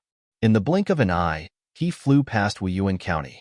When he landed on the ground, the old man still couldn't believe his eyes. He rubbed his blurry eyes and looked around. At this moment, the sleepy child beside him also became energetic. He looked at the lights in the distance and shouted, Grandpa, look, this is the Zhu family village. Over there is the locust tree planted by the saints. Thank you, Master, thank you. The old man was crying tears of joy. He knew that he had met a benefactor and was able to escape with his life. He hurriedly shouted, who has come to my Zhu family village? The old man and the child's voice traveled far in the night sky. Not far away, a flame flashed in the darkness and several lanterns appeared from the ground. A voice also came from the ground. -13. Chapter 38:46. Under the light of the lantern, several zhang away from Xiaohua, there is a simple barrier made of stones and sacks erected there. Behind the barrier is a deep pit. Several men dressed in martial attire jumped out of the pit with steel blades and other weapons in their hands and lanterns in their hands. They walk very cautiously towards Xiaohua. I am Xiaohua. Taoist name is Taoist Master Xiao. Xiaohua is not like ordinary cultivators who ignore these worldly servants and directly release their divine sense to lure Zhu Qing out. Instead, he indifferently announces his name. You are Taoist Master Xiao? These men have obviously heard of Xiaohua's name. Hearing Xiaohua announce his name, they are shocked. They slightly raise their lanterns, wanting to see clearly. Ghost! Before these men can see Xiaohua's appearance, the old man next to Xiaohua screams and collapses on the ground. Ghost! The old man collapses. How can the group of servants still care about Xiaohua's appearance? They all shout, throw their lanterns on the ground, retreat in panic, or brandish their steel blades in an attempt to defend. Xiaohua coldly snorts. This is only this old man's illusion technique. Where did this ghost come from? Xiaohua flicks his hand and a fireball flies into the air, illuminating the surrounding several zhang. Oh, it really is Taoist Master Xiao. It is Taoist Master Xiao. This little one has seen a portrait of Taoist Master at the young master's place. This little one has even kowtowed in front of Taoist Master Zhao's portrait. Several servants started to shout at the same time, but no one dared to step forward. Although the old man understands that this is Xiaohua's illusion technique, he was so scared that he collapsed on the ground. How can he stand up? Who is here? Oh, isn't this Taoist Master Xiao? Just as they are talking, from the darkness of Zhujia village, an old man over 40 years old in embroidered clothes flies over. When the old man sees Xiaohua, he immediately shouts in surprise. He lands in front of Xiaohua and bows. This one is Zhu Changxing. Greetings, benefactor. Xiaohua has already seen this old man's appearance. He should be one of the Zhu Jia disciples he rescued from the prison of the Copper Pillar State more than 20 years ago. At this moment, he smiles and helps Zhu Changxing up. Get up. Is Zhu Cheng in the village? My family head is in the villa. Zhu Changxing stood up and said happily, if he knows that you are visiting, he will definitely. Oh, please wait a moment. I will ask the family head to come out and welcome you. No need. Just as Xiao Hua was about to stop him, Zhu Changxing had already waved his hand. A two-colored true qi that was like a rainbow flew into the air, transforming into a rainbow bridge that fell into the villa. Wong. As the rainbow bridge fell, a slight rumbling sound came from inside the villa. A scroll flew out carrying several Confucian scholars. Several rays of clear light swept over Xiao Hua and the others, then fell on Xiao Hua's face. In front of Xiao Hua, a voice familiar to Xiao Hua cried out, Xiao? Taoist Xiao. Haha, old Master Zhu. It's been almost 20 years since we last met. You're still as elegant as ever. Xiao Hua smiled as he walked over and cupped his hands in greeting. The person in front of him was naturally Zhu Cheng. However, at this time, Zhu Cheng looked somewhat old, far from a Confucian expert who had refined his qi and returned to the divine. Taoist Xiao is the real immortal. Zhu Cheng activated the scroll and brought everyone down. He walked a few steps and was about to kneel down. He said, I often thought of Taoist, but I really didn't expect that Taoist would come today. Even more so, I didn't expect that Taoist's appearance hadn't changed at all. How could Xiao Hua let Zhu Cheng kneel down? He hastily helped him up, and the people behind Zhu Cheng who were about to kneel down were also helped up by Xiao Hua. Xiao Hua smiled again and said, I was also passing by because of some troublesome matters. I thought of the past and specially came to see old Master Zhu. I don't dare. Taoist can just call me Zhu Cheng. I don't deserve this title in front of Taoist. Zhu Cheng hastily waved his hand. Then call me fellow immortal Zhu. Xiao Hua said with a smile. I'll listen to Taoist's instructions. Zhu Cheng hastily smiled. He looked at the old man on the ground, the donkey cart and the children behind Xiao Hua, then asked, Taoist, what's the troublesome matter? I wonder if I can help you? Haha, let me ask you. Did your Zhu family village have Yu Zhongquan from Yifeng country of Yu province come to visit? Xiao Hua asked with a smile. Yu province? Yu Zhongquan? Zhu Cheng frowned and shook his head slightly. I don't know this fellow immortal. Where did Taoist hear this from? Where's Zhu Xiang? This Yu Zhongquan is about the same age as Zhu Xiang. Xiao Hua explained. Jean is studying hard in the study. I've never heard of anyone coming to visit him. Zhu Cheng shook his head even more. At this time, an old man behind Zhu Cheng hesitated for a moment and said in a low voice, Big brother, Jan he. What about him? Zhu Cheng was startled. He turned his head and said, He's not in the study? Jean should be in the study of Qilan courtyard. However, just as Taoist Xiao said, he did invite some old friends to come to my Zhu family village. This damned unfilial son? Zhu Cheng was furious when he heard this, but when he looked at Xiao Hua, he suppressed his anger and said in a low voice, I've let Taoist see a joke. My unfilial son invited some old friends behind my back. The Yu Zhongquan that Taoist spoke of is probably among them. Seeing Zhu Cheng's appearance, Xiao Hua immediately understood how Zhu Xiang's indecisive character was formed. However, he couldn't say too much. He smiled and said, Taoist Zhu, please help me confirm. Okay. Taoist Xiao, please wait a moment. I'll be right back. The old man behind Zhu Cheng agreed. He flew into the air and landed inside the Zhu family village. Zhu Cheng opened his mouth as if he wanted to ask something, but closed it again. Xiao Hua looked at this thoughtfully. In fact, if he didn't care about Zhu Cheng's face and released his divine sense, how could he not see it? However, since the Zhu family people didn't use divine sense techniques to send messages, maybe there was something fishy about it. Xiao Hua was happy to go with the flow. Also, Xiao Hua pointed at the old man beside him and explained, I met this person when I was passing by Wuhan County. I don't know his name, but seeing how pitiful he is, I asked Taoist Zhu to take him in. Of course. Zhu Cheng was deeply touched by Xiao Hua's kindness. He didn't think it was strange at all and hurriedly replied, This is just a small matter for me. It's nothing. Thank you, Master Zhu. Thank you, Taoist Xiao. The old man was finally able to stand up and hurriedly kowtowed again. Xiaohua smiled and helped the old man up. Now you won't say I'm a ghost, right? While speaking, Xiaohua slightly paid attention to Zhu Cheng's expression. Sure enough, Zhu Cheng's eyebrows jumped and his eyes flashed with panic. I don't dare. I don't dare. It's all my fault. The old man bowed to Xiaohua and said with a smile, Hey, where did you get this grain? At this time, Zhu Cheng's gaze fell on the donkey cart behind Xiaohua. He looked at the grain beside the child and asked in surprise. The old man looked at the grain on the cart and thought of the grain left on the roadside. He said with a regretful tone, This was all given by Taoist Xiao. Just now, Taoist Xiao scattered a lot of it in Wuhan County. Taoist Xiao. Zhu Cheng turned to look at Xiaohua and asked carefully, This grain? How much do you have? Hee. I came to Zhu family village from afar and haven't had a sip of hot tea, Xiaohua said with a smile. Zhu Cheng's face slightly reddened. He hurriedly bowed and said, It's all my fault. Taoist Xiao, please. Okay. Xiaohua nodded. Fellow Taoist Zhu, please lead the way. Light clouds appeared under Zhu Cheng's feet. He led Xiaohua and a group of Zhu family disciples into Zhu family village.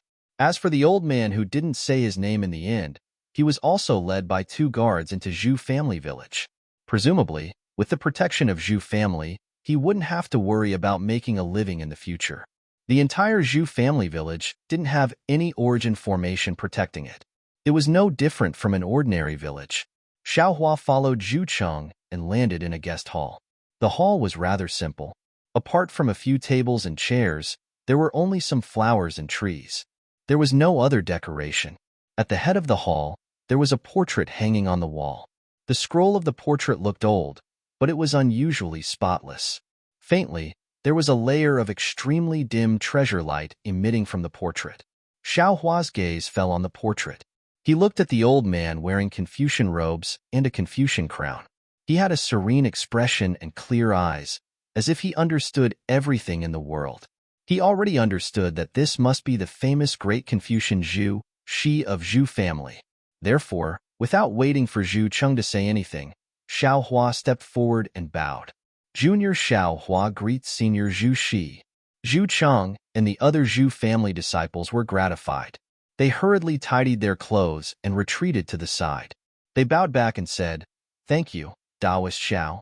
After the greeting, Zhu Cheng invited Xiaohua to sit at the guest seat at the table under the portrait. He accompanied Xiaohua on the other side. When someone brought fragrant tea, Zhu Cheng personally poured a cup for Xiaohua and said with a smile, Taoist Xiao is a Taoist senior. You usually drink spirit tea. I don't have any good tea here.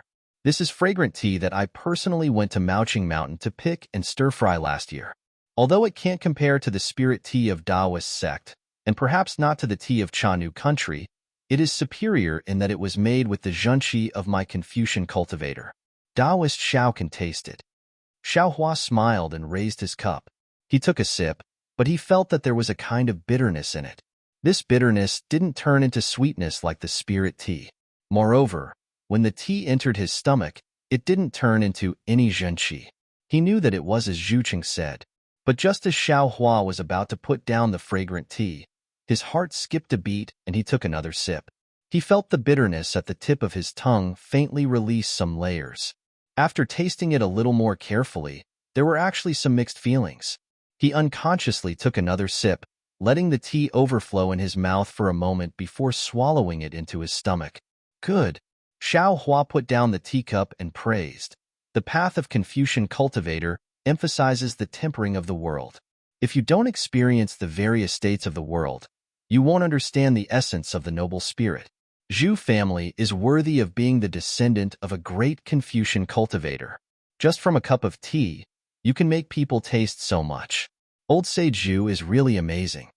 Open WeChat now, click the plus sign at the top right, choose to add friends, add a public account, search for Kitty Hongwen Wang, and follow the public account. You won't miss any updates. -13.